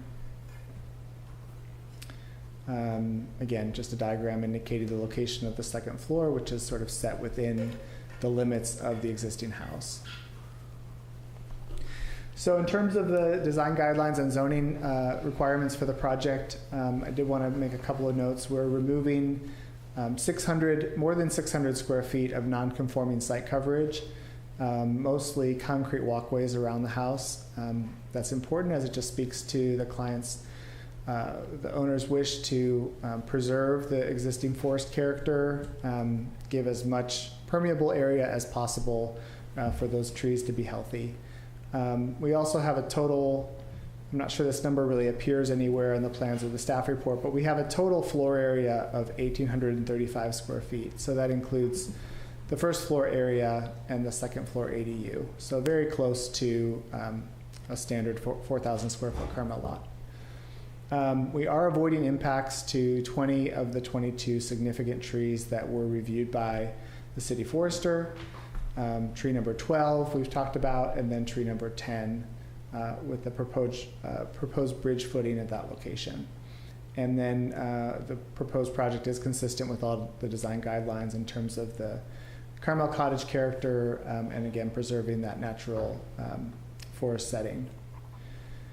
So in regards to tree number 10 and 12, tree number 12, which is the tree that was proposed and approved to be removed, is having a real and present impact on the foundation of the house. It's also having a very real impact on the safety of the residents in the way that it obstructs an exit, which we're maintaining, an exit door from the house, and also the way that it basically is leaning over the house in terms of its canopy. So all those factors were brought up as well at the Forest and Beach Commission. I just thought it would be important to highlight those again. This isn't something where we're worried about what might happen to the tree 5 or 10 years from now. It's just very much in a location adjacent to the existing house where as much as the owners love the trees on the site, this particular tree is just, it's too close. And the house was built around it, and the tree grew. So it's not really the fault of anyone. It's just the case where this is a tree that's presently causing issues to the house. And then in terms of tree number 10, what I've outlined here is the location of the current house and the deck, and then where we're proposing the addition and the deck. And because the location of the floor is about 5 feet above grade, we have an opportunity here to construct what's outlined in the design guidelines, which is a bridge footing. So we can essentially cantilever this addition. We don't need to impact the soil or the roots at all of the trees. It's essentially being built sort of like a cantilever deck, but it will allow one of the design objectives of the project to take place, which is to increase the size of the kitchen just slightly. And then the second issue I wanted to speak to outside of the trees was the plate heights. So again, this is a case where we have some non-conforming plate heights as a result of the site conditions and topography. This slide just indicating again that those existing plate heights are non-conforming on the south side of the structure because of the slope. What we're proposing is maintaining an 8-foot plate height at the ground level and a 7-foot plate height at the second floor. That means that area that's outlined in red, in a red dashed line, does exceed the 18 feet if we were to drop a line to what we envision the natural grade is in that area only. But that's about 20% of the plate height at that second floor ADU. So I know I think this topic has come up at previous commission hearings, evaluating the way plate heights work around a building, and of course because the grade is sloping, that's the condition that we have. And again, just illustrating this here on the north side of the house, showing the way the plate height works there. It's at 16 foot 11.5 inches, again with an 8-foot first floor and a 7-foot second floor. I'm not sure we walked up this way on the site tour, but this is just basically showing the addition of the story poles, which are completely concealed by the canopy of the oak trees. And then just to close again with this image of the way that deck is impeding and basically growing underneath the existing house. So my ask is to approve the concept study with conditions. Conditions that I'm suggesting include ongoing consultation with city planning staff and the city forester to incorporate the conditions that they request in terms of tree preservation and setbacks. But we are, again, looking for the Planning Commission's feedback on the deck and on the overall design concept. So with that, happy to answer any questions. Thank you. Questions for the architect? Yeah.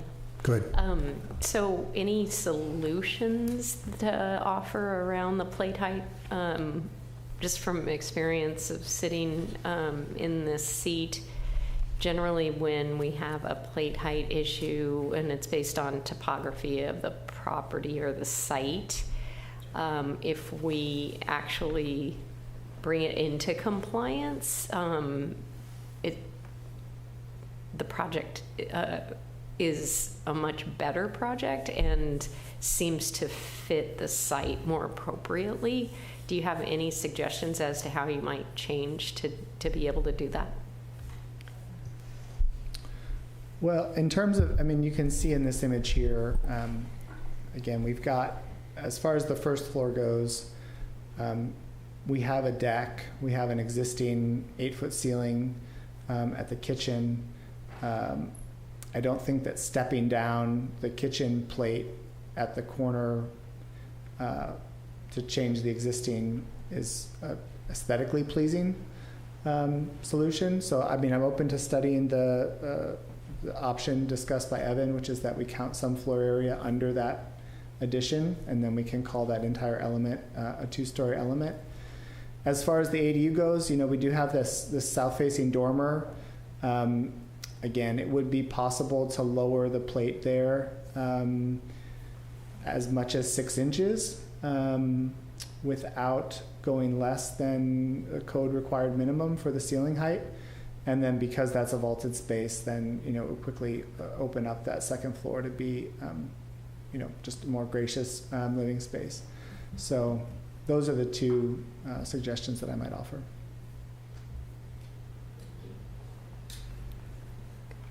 And then you're proposing to provide a bridge footing to mitigate the impacts from tree number 10? That's right. Okay. All right, any other questions for Adam? Adam, how is the foundation of this house? Is this like 5 different foundations built in the different years? So it basically has to be demolished and built as a new foundation? No, again, because of the way that we're proposing to build the second floor, the idea will be every existing wall that is staying as a 1-story element, we will not need to have any changes to the foundation there. Mm-hmm. Hopefully we can just selectively support that second floor with 4 to 6 at the maximum sort of new concrete foundation elements to support the weight of that. So. Mm-hmm. Okay, thank you. Okay, thank you, Adam. Okay, thank you. All right, at this time I'd like to invite any members of the public who'd like to come and make some comments about this application. Chair LePage, I'm sure you see him sitting here, but we also do have the city forester here in the audience, just in case you have any questions. Did you want to make some comments?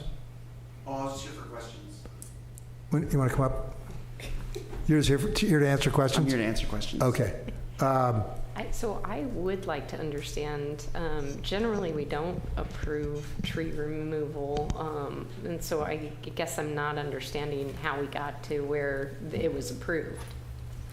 Number 10? Tree number 10? Yeah. Or excuse me, number 12. Is it 12? Right by the, or Yeah, I think it was, it sounded like it was a safety issue for the building. Is that correct? Forest and Beach Commission approved it, not, you haven't approved it yet. What do you mean? You mean?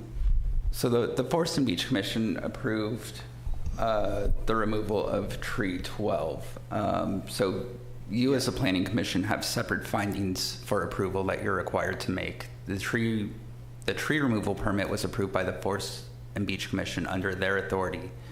So it goes to them first for construction and then to you guys. Mm-hmm, with the condition that the tree removal permit is approved on the condition that they receive a building permit for the project. And were there items in presented that I'm not, because there doesn't seem to be a clear reason here this evening for me to approve a tree removal. Was there something that was presented there that allowed them to come to that decision? So their finding was that the removal of the tree may preempt future conflicts or hazards related to the proximity of existing and planned development, and that the removal or there is sufficient tree coverage that will remain effectively, that there are enough trees remaining on site. And then, do you agree with that? You're looking at, Which one are you asking? who are you asking? Staff's recommendation was to deny the permit. Okay. So staff does not support Forest and Beach's conclusion Could you or finding. please say more about that? I mean, so you recommended to not remove the tree, and Forest and Beach decided. My staff to report was pretty much a lot what Evan said about meeting those 4 findings in the code. Not to mention that there are a lot of trees on site, but this was, for all intents and purposes, the nicest tree on the site that the house was built around. Thank you, sir. Yeah, so the Planning Commission must make its own determination regarding compliance with the Zoning Code, General Plan, and LCP.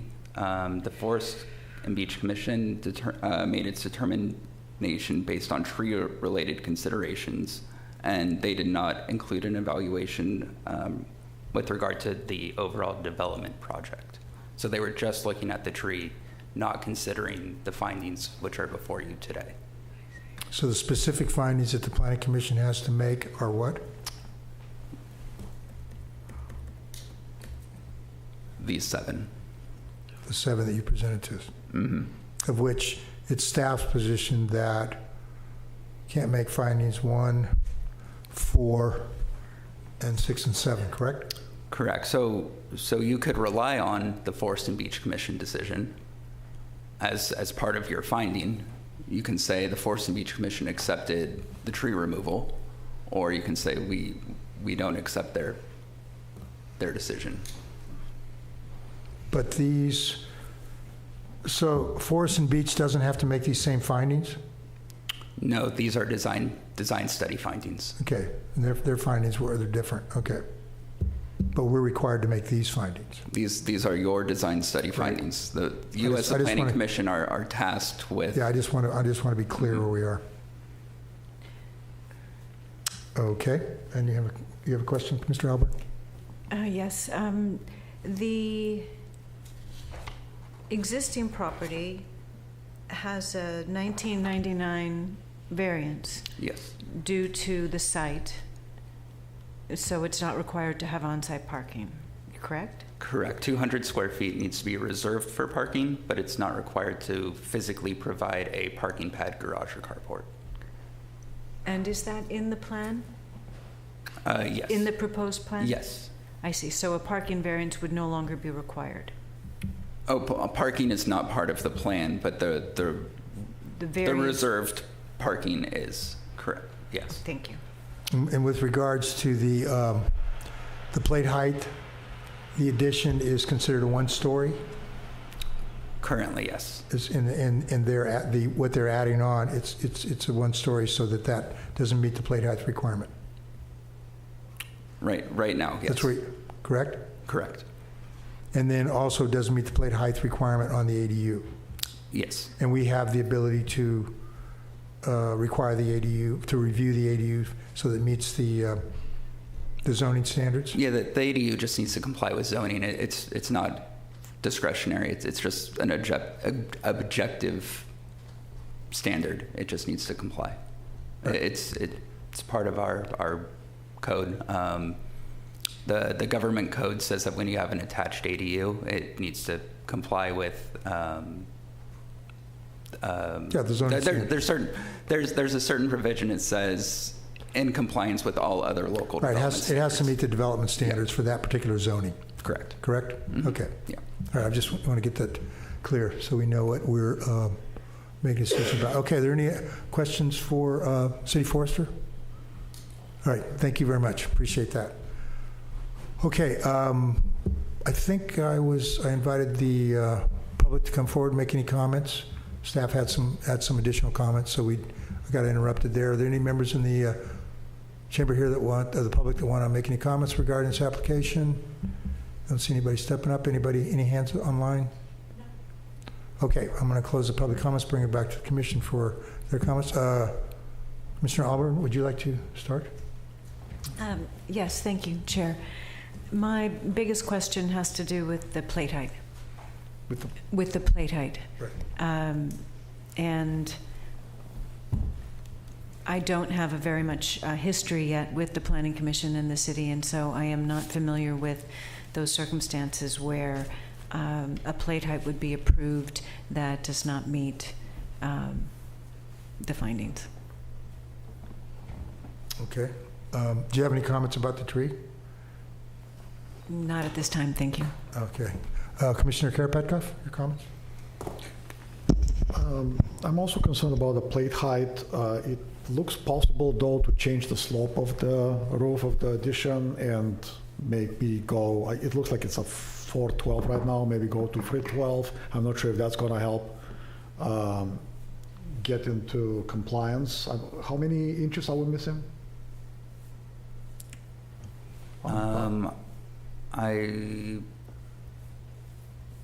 It was marked on one of the drawings, Yeah. I think, yeah. It looks like I cut it off. Adam, do you know how high the plate height's over by? It's about 18 inches. 18 inches. So we need to go down 18 inches? Mm-hmm.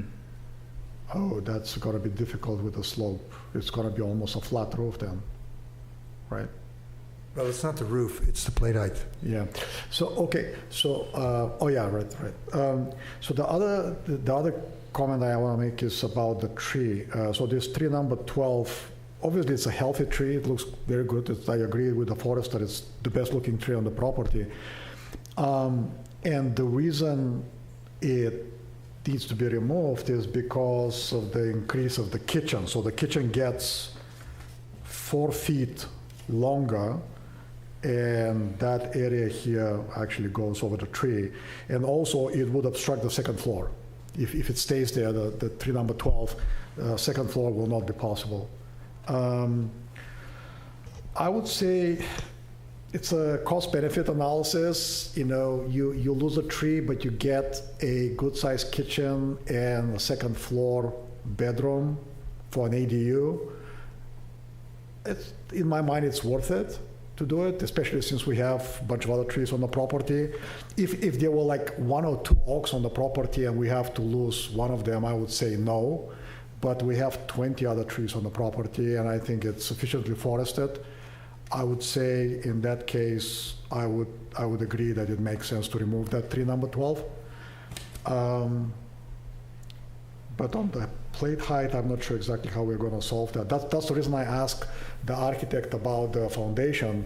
If the plan is to really demolish the house and rebuild the entire foundation, it would make sense to take the entire house down 18 inches and meet the requirements. But according to what the architect said, they want to keep the foundation and keep the current structure as much as possible. So we need to find some compromise here, because 18 inches is not a small deviation. Thank you. Okay, Commissioner Locke, your comments? I agree on plate height. I think that needs to comply. I'm more concerned about this tree. In reading the staff report for the Forest and Beach Commission, it is stated that Muni Code Section 14 or 17.48.070, a removal of significant trees for the sake of construction that do not constitute public hazards has to meet those 4 criteria as noted below in bold. And these are the ones that we just talked about. The forester's assessment was the tree is mature and in good health while it is growing in less than ideal conditions within a deck. I have a hard time supporting a removal of a healthy, significant tree to make it possible for this construction. And given the plate height issue and some other things, I'm wondering if there's a way to kind of redesign where the second floor is going and how it's laid out on the property. And I guess that really is my big concern about it. I also do want to point out, and this gives me just a little bit of concern, we just went through the process with our housing element, and Adam, you had a slide that said you want to add a third bathroom to an existing house, or third bedroom to an existing house. And this is not a third bedroom to an existing house. This is a standalone second unit. So just kind of want to point that out, that it's really not adding, or at least it's not supposed to be adding a third bedroom to the house. So, yeah, I'm supporting continuance and coming back with some other plans on this as far as this project. Commissioner Allen, your comments? Yeah, I feel the same way. I am supporting the continuance. Yeah, I'm in agreement. The zoning is clear. It's a law. You have to meet the plate height requirements. And I'm also feel that we cannot make the findings to recommend removing the tree. I think staff has done the correct analysis, and the city forester confirms that. So I would make a motion that we continue this item for redesign. Second. Okay, any further discussion? All right, roll call, please. Commissioner Ahlborn? Yes. Commissioner Allen? Yes. Commissioner Karapetkov? Yes? Commissioner Locke? Yes. And Chair LePage? Yes, the motion continue is carried. Okay. Get my screen back here.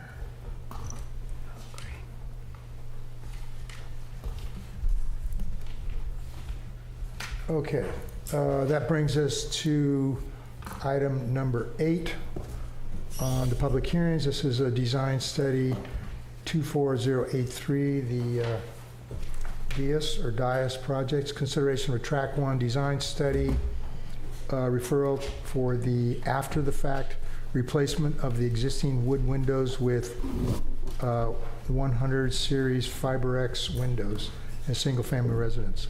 Have staff report, please.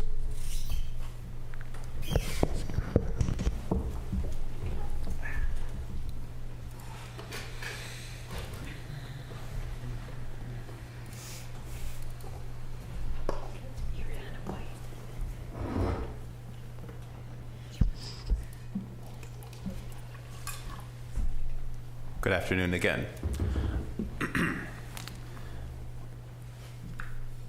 As stated, this is for the design study for the DS project. Ignore the typo that says concept design study, more template errors. Here's the home. We visited today, so you guys are familiar with the DS property. There was a previous FiberX permit that was submitted, DS 23319 Schneider, that you guys discussed and reviewed.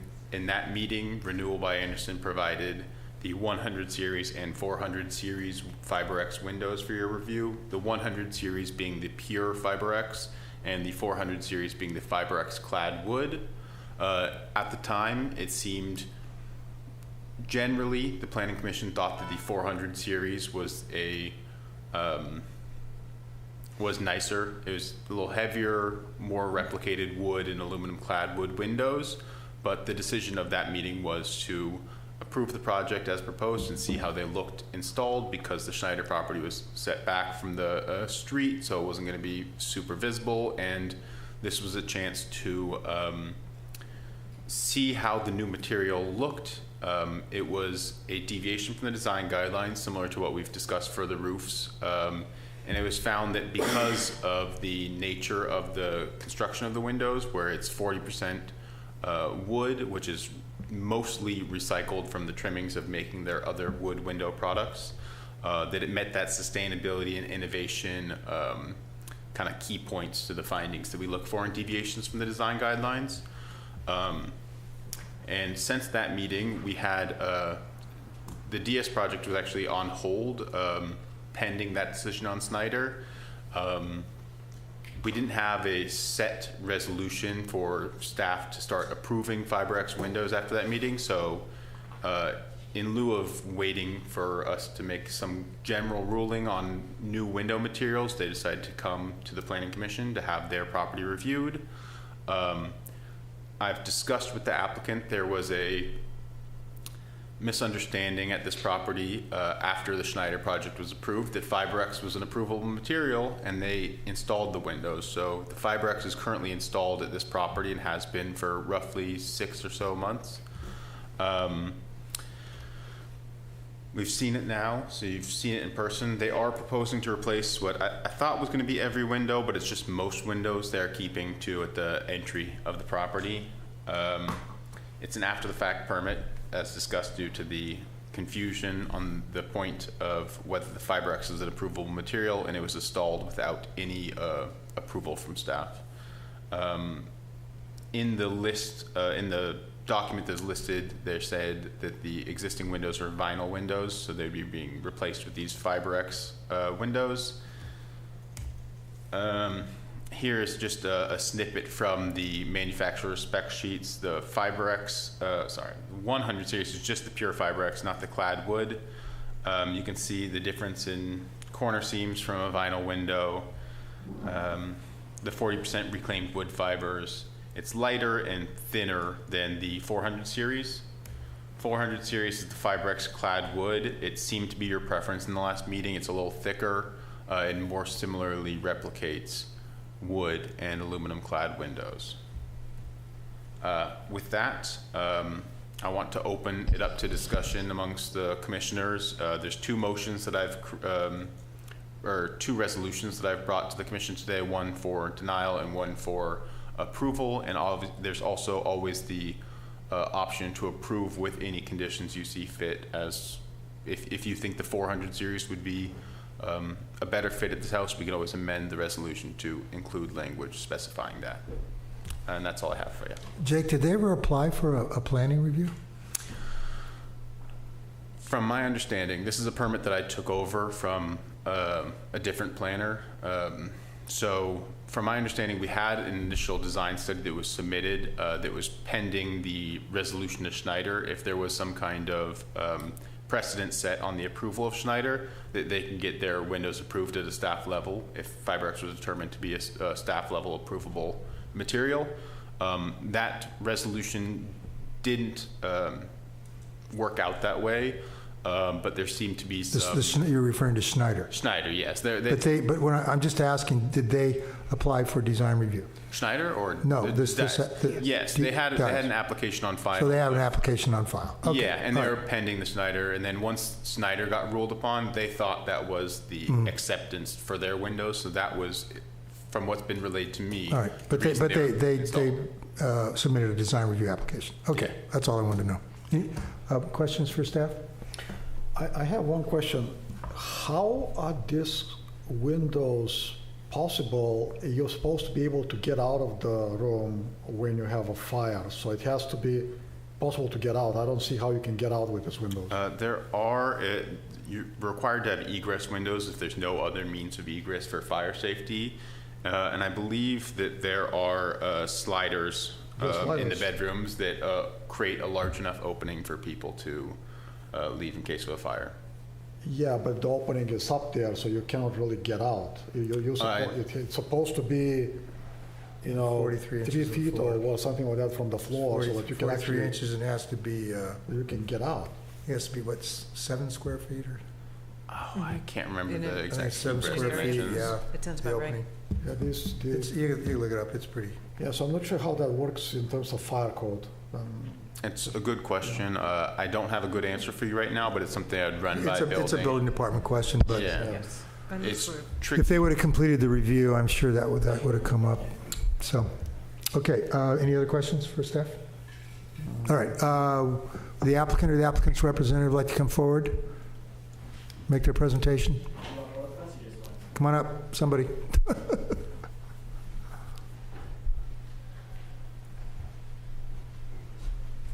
Appreciate your time, thank you. We brought in the samples again for review, so you guys have the 400 and the 100 series. The 100 is a FiberX like we spoke about, and then the 400 series is a wood window interior, but the same exact exterior 100 FiberX clad that they have on the exterior for the 400 window as well. So my name is Mike Maher. I've been doing construction for over 40 years. I would consider myself an industry expert at this point by both installing and in selling windows. The reason why I just want to bring these two samples in is just to provide and support concrete evidence of the FiberX exterior. The 400 product by Anderson, beautiful product made out of a wood interior. But if you'll take a look at the outside cladding of this product, you'll see that the entire surface of this is covered with this synthetic resin-based 60% resin, 40% vinyl, or 40% wood product. So when Anderson adopted this window for all their uses, both historically and on higher end homes, this has been around since 1967. So since that time, because of the success of this product, they've offered another alternative. So the exterior stays the same. There's no difference on the exterior. And they've composed this frame that you see here. They make the entire window out of FiberX. So it's not made out of wood on the inside and FiberX on the outside. It's made out of FiberX both interior and exterior. The benefits of this is, number one, sustainability. It's a recycled product. Number two, it does meet current WUI standards, so we can use this in fire resistant and fire WUI compliant conditions with tempered glass. And also it saves the customers, but potentially homeowners. It's a value-based product, so instead of a multi-$1,000 window here, you can do something with a less cost alternative by both meeting sustainability and something that's going to be paintable and resemble the 400 series product without breaking the bank. If you're doing 20 windows, it's going to come in at a lower cost. So for that reason, it's something that the industry has been going towards. It is not a vinyl window. It is not considered a vinyl window. Much like OSB plywood is considered plywood or at least a sheeting product, this is a hybrid and it's considered to be a wood window within the industry. So I have other questions I can answer about egress if that's something I can help you with as well. I had a couple questions. So you said you're with Home Depot? Yes. So you sell the product, right? Yes. Yeah. So did you install it? No, Who installed it? we have installers that are factory certified through Anderson to install. All right. So when you guys do the installation, do you know what responsibility you take for taking care of the permits? We have the planner part. We work with the secondary team that actually comes in and plans. Before we order any material, we get planning approval before material actually ever gets So ordered. in this job, you didn't have planning approval?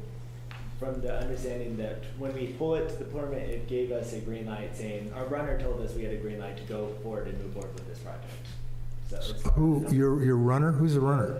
The third party that we utilize to pull permits. Is that the party that installed it? No, it's a secondary. We have separate installers, and then we have a department that works on pulling all. That handles the permitting. Yes, that's correct. So they thought they had a permit. They gave us a green light that saying we were preliminary approval of being the project to move forward with it. Well, it seems to me that you didn't have a building permit, and it sounds like Home Depot handles the whole installation. Correct. Okay, so it's your responsibility to make sure that the permit was okay before you start installation, and you didn't do that. Okay. Preliminary, we got from my understanding and all understanding that we were presented with after the Schneider, we were under the impression that everything was okay with that FiberX. Well, I would think that, you guys do building all the time, and you would know that you got to have a building permit in your hand. There's nothing implied. You're going to have a physical permit before you can start the job, which you have to post on the job. Correct. That's how every single job runs in this town. And so, and pretty much, most municipalities. So it's not, there's not anything you should not know. You should know this. So, and I appreciate you telling us about the product and everything. That's great, but that's not really the issue here that I see here. The issue is the fact that there wasn't a permit pulled, and you guys went in and put the windows in. If I can address that. So we have historically been able to install 400 series products in the city with an exemption.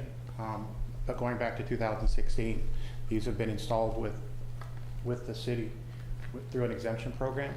Is there an exemption program? I don't know of any exemption program. We've had multiple where permit applications were submitted and no permit needed due to. You always need design approval. There's two processes. You need design review approval. If you're going to replace the windows, same size, same openings, you need design approval. You don't need a building permit. If you're going to change the window sizes, you need a building permit. Understood, but we're not. So if I said building permit, I was misstating. You need design review approval. If we're changing the window size. No. If you're changing the windows, Height. you're not exempt from design review. So it's been my understanding, because I have other jobs that I've sold that I can provide the exemption form. Not in this town. If you had it, you should have brought it. I'd love to see it. No, I didn't know it was going to be an issue. I was here to address the type of windows to install. Well, I appreciate that, I'm not trying to beat you up here. I'm just trying to say that we're in a position here where we're trying to review it and after the fact installation. So we've got two issues. We've got the product, and then we have people doing work without permits. I'm just making the point. I guess the point I'm trying to make is that you need to do a little better due diligence next time, because you put your client in a bad situation here. Yeah. Understood. And I know you don't want to do that. And I'm not saying that was your intent. That's a further and I know things can kind of roll along sometimes, but that's kind of where we are. We're all on the same page. It's just that I guess my point today was if 400 would be considered, was just to point the difference out, that the interior is the only difference between the windows. Yeah, I appreciate that, Okay. and actually, I think it's a nice product, and I don't have any issue with the way it looks. And I think if it would have come to us for regular review, we probably would have just approved it. So. I appreciate it. We'll do more due diligence. We want to work here and continue to work here regularly. The process wasn't an issue before, so I will make sure that we have better step processes in place to get that. We do have holds in other areas where we know we have to have the full planning approval with the windows and the material. And yeah, every municipality is different, but that's your job to find out what their requirements are and then take care of it. So anyway, did anybody else have any questions about the product or? Yeah, I was just curious. You had mentioned the fire, the WUI compliant. Can you tell us what the difference is between the two products as far as that compliance goes? Well, it's been my experience. I talked to the Paradise Fire Chief because of the fires up north. I've had clients that are now interested in making sure that their windows are WUI compliant, so that as we progress with this oncoming fire concern, that we're doing openings in the house that are fire compliant. So vinyl windows obviously will melt. They've got a lower melting point. This has a higher combustible point so that it will not melt. And then when you combine that with the tempered glass package, the window will not shatter. So this, combined with the tempered glass package, will give you the additional time needed. So you meet that WUI requirement. And does the other product also have that same property, or is it different? Yes. Okay, so Since they're it both. has the 5Rex on the outside, they both meet that class of fire rating. Thank you. One more question for you guys. I want to follow on with what Chairman LePage said about the building permit. Sir, you represent yourself as being in business a very long time in windows. I imagine you have a similar track record. I'm very concerned that you might have represented to this client, oh, it's an exemption. That would be a grand misstatement that could cost the client, I don't know, I would imagine a rather large sum of money.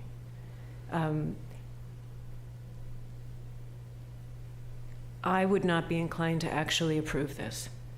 I think it's extremely serious.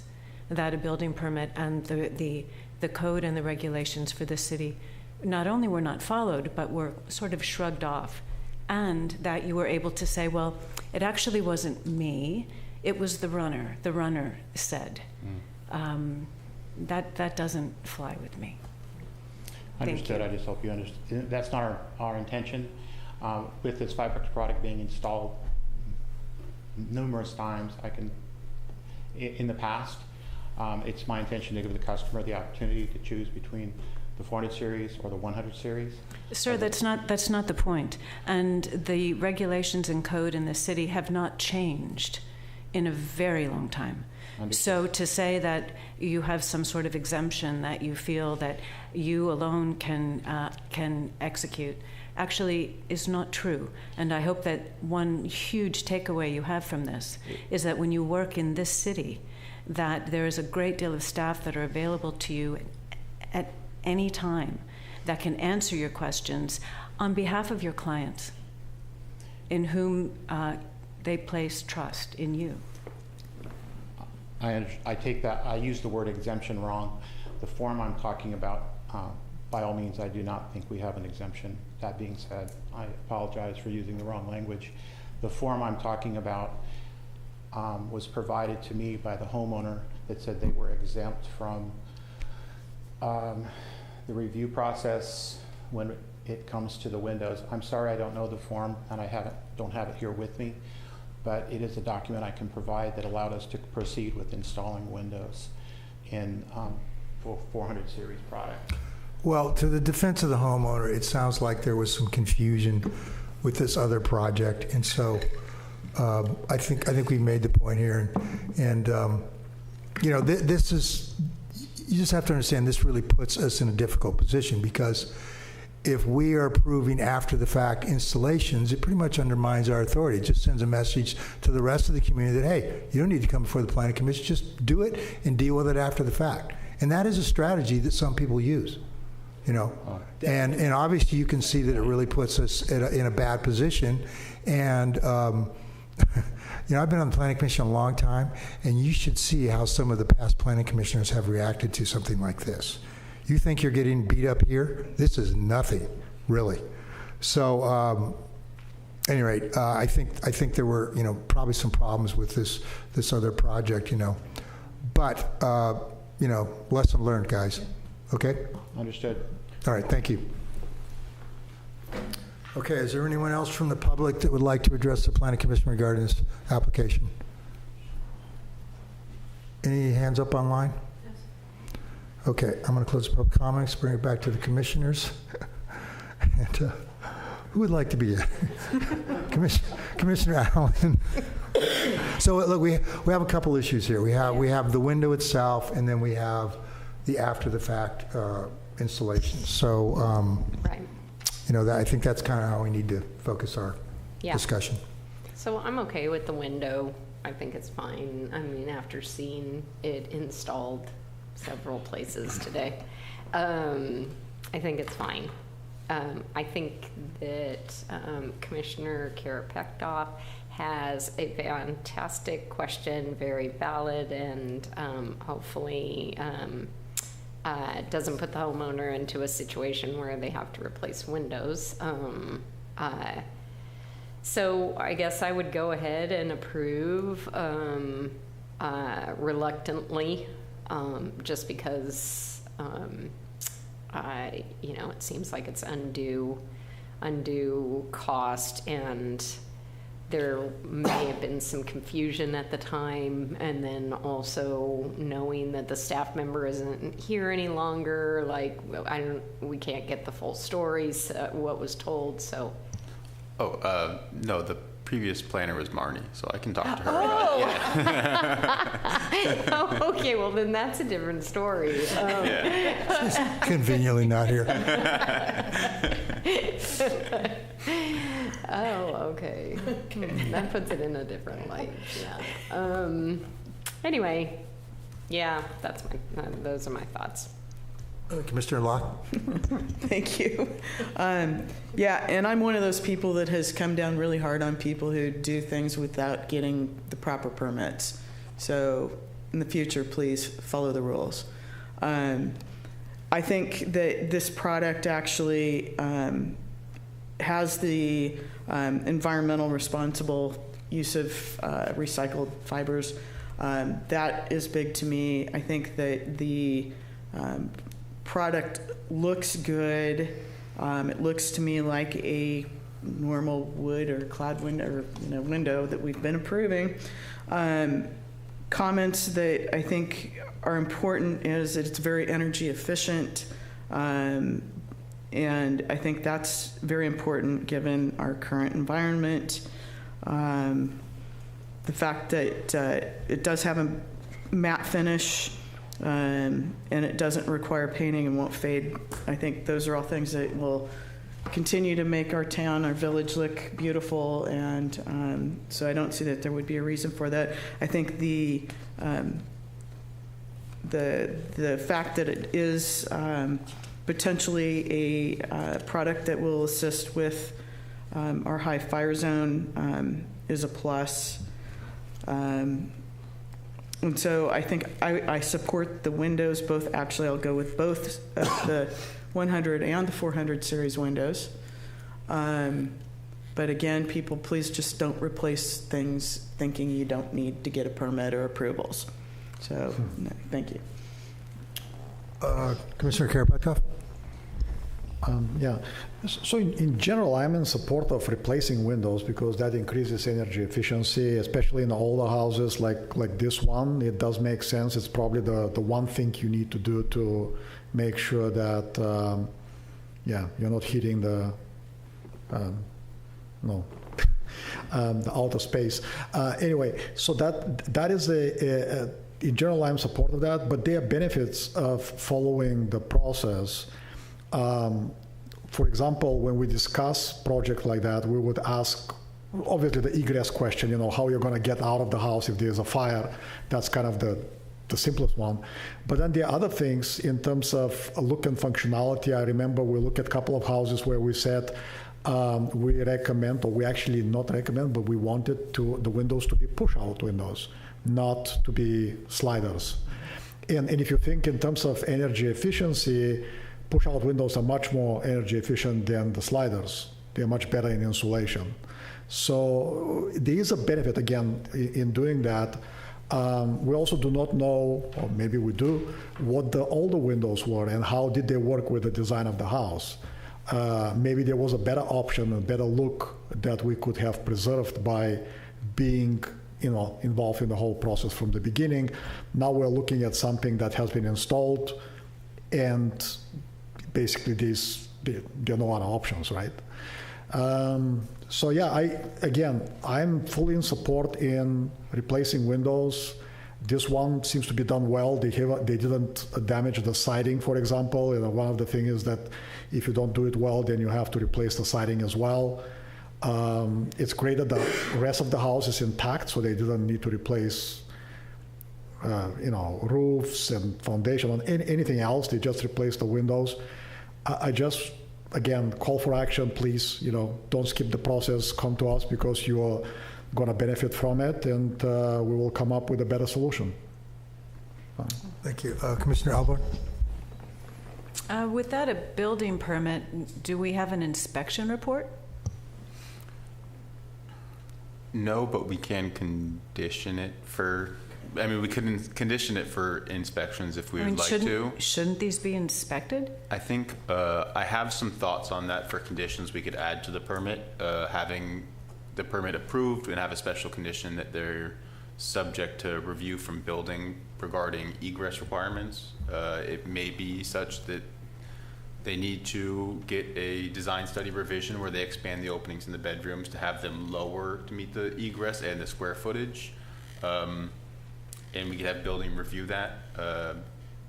Currently, because it's not changing the openings, building permit isn't required, so it's tricky. So I think conditioning it so that the approval is contingent on building reviewing it to make sure that it meets fire egress would be our best path forward for getting the inspector out and on site. I see. Thank you. Yeah. The only reason I would support this would be out of compassion for the property owner. It sounds like there was some confusion with the process. I would very much like to see whatever paperwork was trailing in this project that somehow stated that a permit was not needed. I just find that dubious. That's all I have to say. Thank you. Okay. Yeah, the point I want to make is that homeowners really do not understand the permitting process at all. So it's really critical that the professionals like you guys are follow through on that and make sure you got all the I's dotted and the T's crossed and all that stuff, you know. And believe me, I get permits all the time, and I know it's a paperwork chase, but you just got to be in there and be diligent about it, because that's a service you're providing them along with the product. And this was a track one, right? This would have been approved at staff level. Well, a window replacement is, but because FiberX is a deviation from the design. So we don't have a pre-approval on it, because we went through this whole window thing, probably 10 years ago. We had a window subcommittee. They looked at windows, and we weren't approving any clad windows at that time. It was just wood or aluminum, if metal, if it was consistent with what was already in the house. And so we basically came to the opinion that the extrusions had gotten better, and then the process of mimicking mullions had gotten better, and so that we were approving that, and we've been approving them ever since, clad windows. And I noticed this product, it's a nice product. It's got a surface mount simulated mullion, and it's got that divider in there so you don't see through it, which is a nice detail. So you get a nice authentic look, and it's a nice product. And it addresses recycling.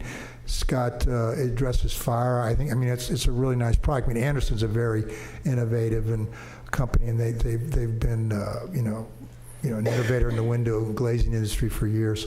I've used their products. They're great products. But they got away. They used to use vinyl, and they got away from it because vinyl has problems, and so that's why they've gone to this.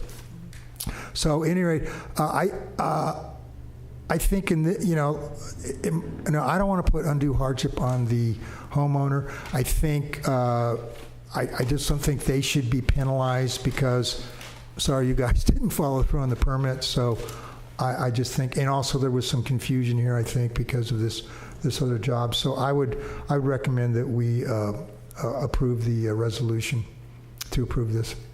So I'll make that motion. Are we going to add the Building review. Well, normally, if you're just replacing like size for like size, it doesn't trigger the building thing. So I don't really think we can do that. If you wanted to add some kind of a condition, it would have to be to, and this is something the director can maybe speak to, whether you want to make a penalty fee. Sometimes it'll double the fee for the specific permit. But I think in this case, the homeowner is the one that's going to be, they're the ones going to be penalized, and I don't really think they did anything wrong here, And then just to clarify, the enforcement section, Title 18 of our code, does not include a penalty for planning. Title 15 for building does, however, in this case, the building permit. Yeah, that was kind of my understanding, that it's really on the building side, not the planning. So I don't think we're really in a position here where we can put any building conditions on that. It's just not under our authority. So it's really it's just the issue is whether or not we think the window meets our design guidelines, and whether or not we feel that there are mitigating circumstances here which the homeowner should not be penalized, for the fact that it was an after effect. So I'll second the motion. okay, roll call, please. Commissioner Ahlborn? With reservation, yes. Commissioner Allen? Yes. Commissioner Karapetkov? Yes. Commissioner Locke? Yes. And Chair LePage? Yes. Okay. And I just want to say that I very much appreciate Commissioner Ahlborn's position on this, and I appreciate the fact that she's taken a strong stance on it. Okay, that brings us to another item on the agenda. I get my computer to wake up here. I was talking too much. It went to sleep on me. Okay. It started very strong.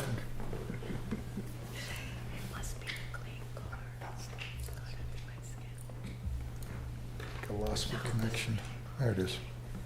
Okay, so we just got done with item number 8. That brings us to item number 9, Design Study 25071. This is Marcelo, and this is a consideration of track 1 design study for referral for placement existing windows. 100 series, FiberX again. Staff report, please. Good afternoon again. I will be going through this presentation quickly because it is identical to the last one. Basically, it's different pictures. Previous FiberX permit was submitted for a design study, the Schneider project. As we discussed, we didn't have precedent set. It sounds like after these 2 projects, it is the Planning Commission finds that it meets the criteria for approvable deviations from the design guidelines. So we can touch on that at the end, but it seems like staff would be okay to approve these FiberX windows going forward. We wanted to see how FiberX looked in person. This property is proposing to replace the windows shown here. I believe it is 8 or 9 in total. I thought I had that on here. Pure FiberX versus FiberX Clad. We've just seen all of this, and you've had the professionals present it themselves. Something that isn't noted here is that this was not an after-the-fact permit, but based off of our site visits today, the windows have already been installed. And this one does not have the hands changed the permit. I've been the planner from the beginning with this one, and it was made very clear that Planning Commission approval was needed for any FiberX windows. So with that, there's 2 motions in front of you, one for approval and one for denial. Isn't there some sort of historic aspect to this too? This property, thank you. That's actually a me one. This property is not historic. It is in the appeal period for the historic evaluation right now, but I've heard back from the HRB. They have concurred with staff's assessment on the fact that it is not eligible for the inventory due to loss of integrity due to additions. So that was a delay on my part. But no, it has been determined not to be historic. So I would say the appeal period for the final determination and the design study would overlap such that if it was determined to be historic, we would work with the applicants to choose some different material. But it does not appear that's going to be happening. Any other questions for staff? Do you know, well, maybe I'll ask the vendor, do you know if these windows are available as push-outs or is it just sliders? I believe there's casements, yeah. They probably have casements and double hung and sliders. Okay. I'm sure they make a full range of types of windows. Okay. But if you want some clarification, we can get that from. So it's the same vendor? So you guys did this too? You want to come up and take a beating? Thank you again. Point of clarification, this was a 2-project job, so we sold 5 initially, and those were the ones that we did. The 3 we have not, due to your clarification and request to not install. So there was 2 windows that we sold. We sold the first one at the end, at the very beginning of December 2024. So, go ahead. So similar to the dais, you were shown by your vendor that you had preliminary approval. Because of it being something that should be approved there, with it being a retro, we don't need to get the building permit. The planning approval was what our initial attention was. So did they provide any clarification as to what this? I didn't bring those documents because I thought this was only clarification on the windows. So it was a no permit required, so we have that so we can post that at time of site. So I didn't bring that, and I didn't think that was the question, the point. But this was a 2-project. The first one were the 5 that were the front 2 windows that you did see, and then the 3 along the left side, so facing in towards the street, and the 3 that we're still waiting on that we have in our shop. Those are the ones that are going to be facing on 8th Street, and then the one on the back. So those are the 3 that are not completed yet. But there weren't 2 separate permits submitted, just this one. From what I from what I quick looked at, that was my understanding, 2 separate permits because we needed to get one in. The customer wanted to get what they could in first, and then we paid for a separate permit. From my understanding, like I said, I didn't bring any of that paperwork. So it was a 2 project. So 2 different dates.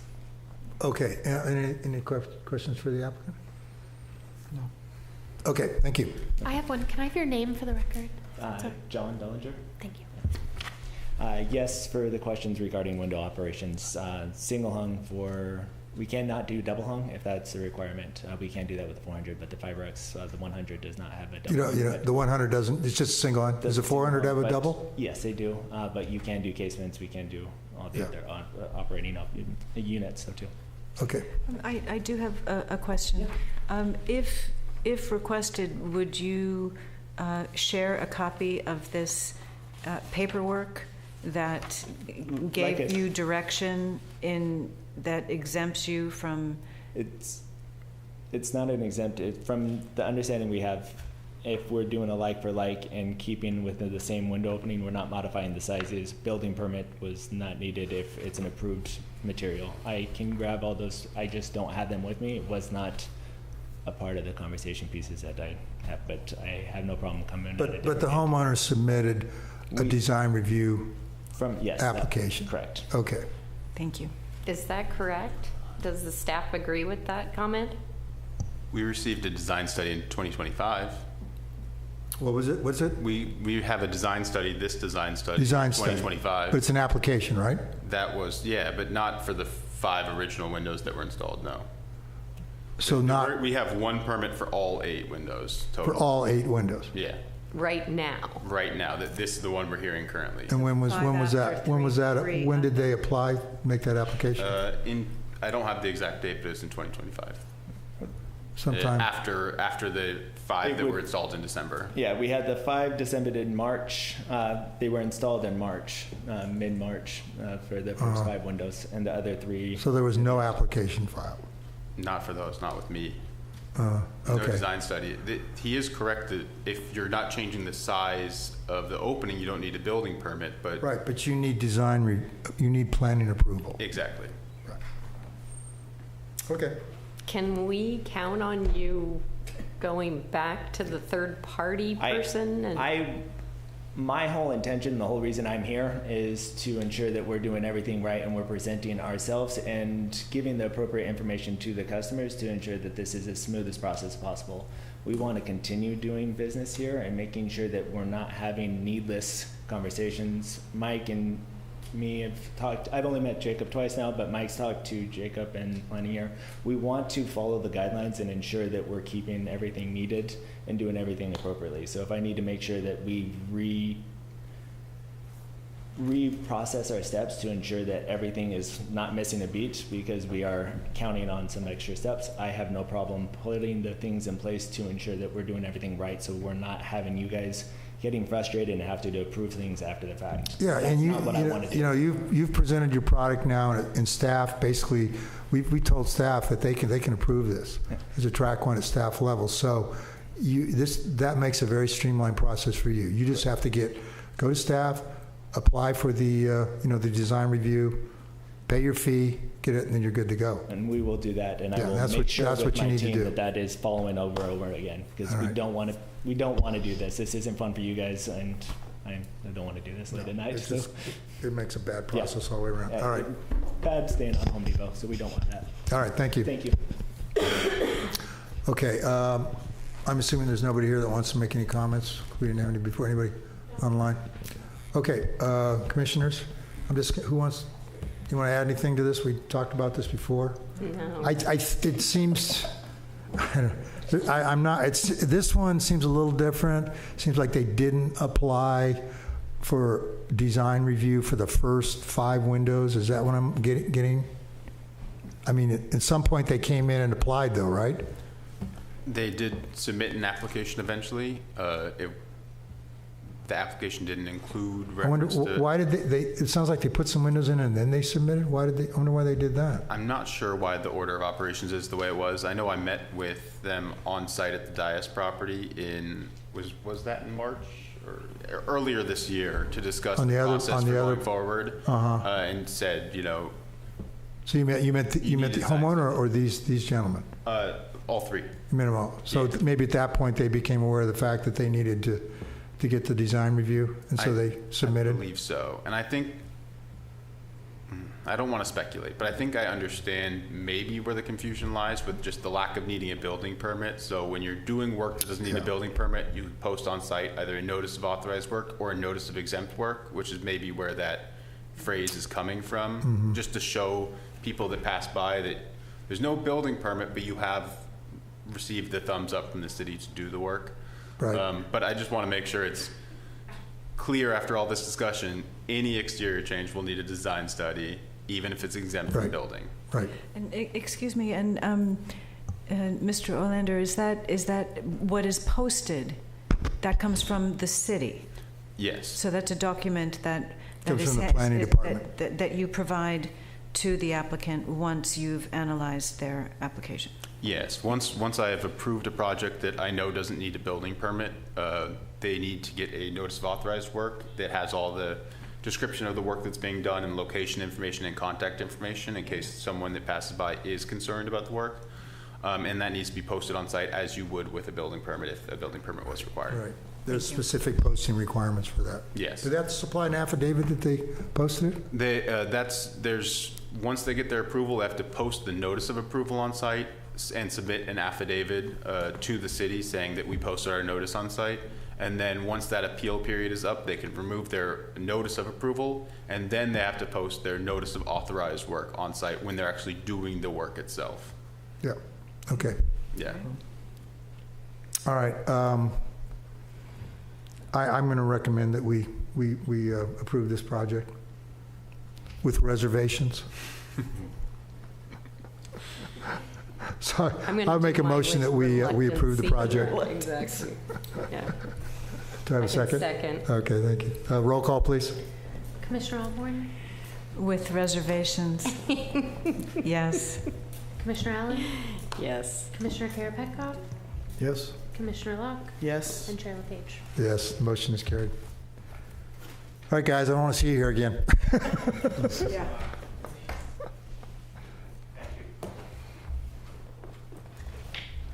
Okay, that concludes the public hearings. We have the director's report. Yes, sir. A couple of announcements.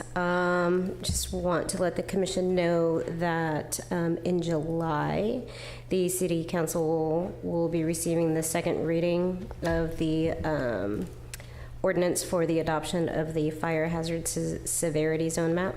That'll be a consent item, so hopefully it'll just be approved. We are continuously working on the draft ADU ordinance, and we are targeting to bring it back to the Planning Commission for a workshop in July. Me being the way I am, I'm kind of tinkering with the draft that you saw last, so I feel it'd be more appropriate to come back with a workshop instead of show something drastically different that was presented to the commission. So that said, if we get clear direction from the workshop, hopefully we'll be able to bring a draft ordinance back to the commission in August, if not later in the fall. The wireless communication facility ordinance is scheduled to be heard at the California Coastal Commission this Friday for adoption. Their staff report makes no recommended changes to the ordinance, so if approved, it would likely be the form that you all have seen. The housing element amendment was sent to State HCD for a friendly review. Once we receive any direction or comments back from them, we will modify, bring it back to the commission, back to city council, and then submit it back to the state. That said, there were code amendments that were discussed at a previous workshop that Marnie had presented that are not affected by the amendment. She has in kind of like her workflow to continuously work on those code amendments, so those should be brought before the commission. Those code amendments resulted because of the housing element? Right. Right. But not affected by the amendment to the adopted housing element. The objective design standards, we have received a proposal from a consultant, had a discussion with them earlier this week, kind of really stating the importance of capturing uniqueness and authenticity in character, and how do you get that through an objective design standards. So they really know our position. They've worked in a few cities where they've done something similar, but Carmel being Carmel, this will be the first one that'll be really driven by material authenticity and not simply like architectural style. Has that contract been, sorry, forgive me, has that contract been initiated? Not yet. We, based on the conversation that we had with them this week, they'll be resubmitting a new scope that'll kind of tease out the phases. We've asked them to add ADU as kind of like a phase 1, and then everything else as the phase 2. That way we have standards for the ADU sooner rather than waiting for the whole thing. And then a couple of permits that the city's working on. The railings at Devendorf Park, those are being replaced. Hopefully they will be done by this week. And staff received a request for an emergency coastal development permit for the replacement of the 10th Avenue stairs. Public Works anticipates that work to begin sometime in July. And that's all I have. Okay, thank you. Any questions for Director? Yeah. Don't we have a water presentation at the council meeting? Yes, that is July 1st. Yes. And what is before July? June? June 30th. We anticipate hearing the appeal on the JB Pastor building. Oh, June 30th. Yeah, I was wondering when that was going to happen. Yeah. Can you send the Planning Commission that staff report when it comes available? For the appeal? The appeal, Yeah. and then do you guys want any information for the water discussion? Sure. No, I don't know if we'll have anything ahead Yeah, you of probably time. won't have anything other than a presentation. Okay. But since we're going to be dealing with it in the future, we might want to. Yeah. And then I did just want to confirm the calendar for July. So council is going to meet on Wednesday the 1st. And so our meeting is the 9th. We meet on the first Tuesday, don't we? It is. Oh, it's Tuesday. It's I'm Tuesday. sorry. Yeah, so special meeting is June 30th, that Okay. Monday, and then regular meeting is the 1st. Oh, okay. And ours is the 9th. Okay. And this place should be done by then, right? Our audio should be done by the 9th, right? Yeah. Right. We're going to meet, we meet on the 10th, they meet on the 1st. Yeah. Actually, we meet on the 9th. Slide out We meet on the 9th. boxes. Yeah, we meet on the 9th in That's July. okay. They meet on Okay. the regular I just meeting is wanted the to make first sure. Tuesday. Ours is the second Wednesday. Could drop it. So, yeah. All right. Oh, do you have any more questions, anybody?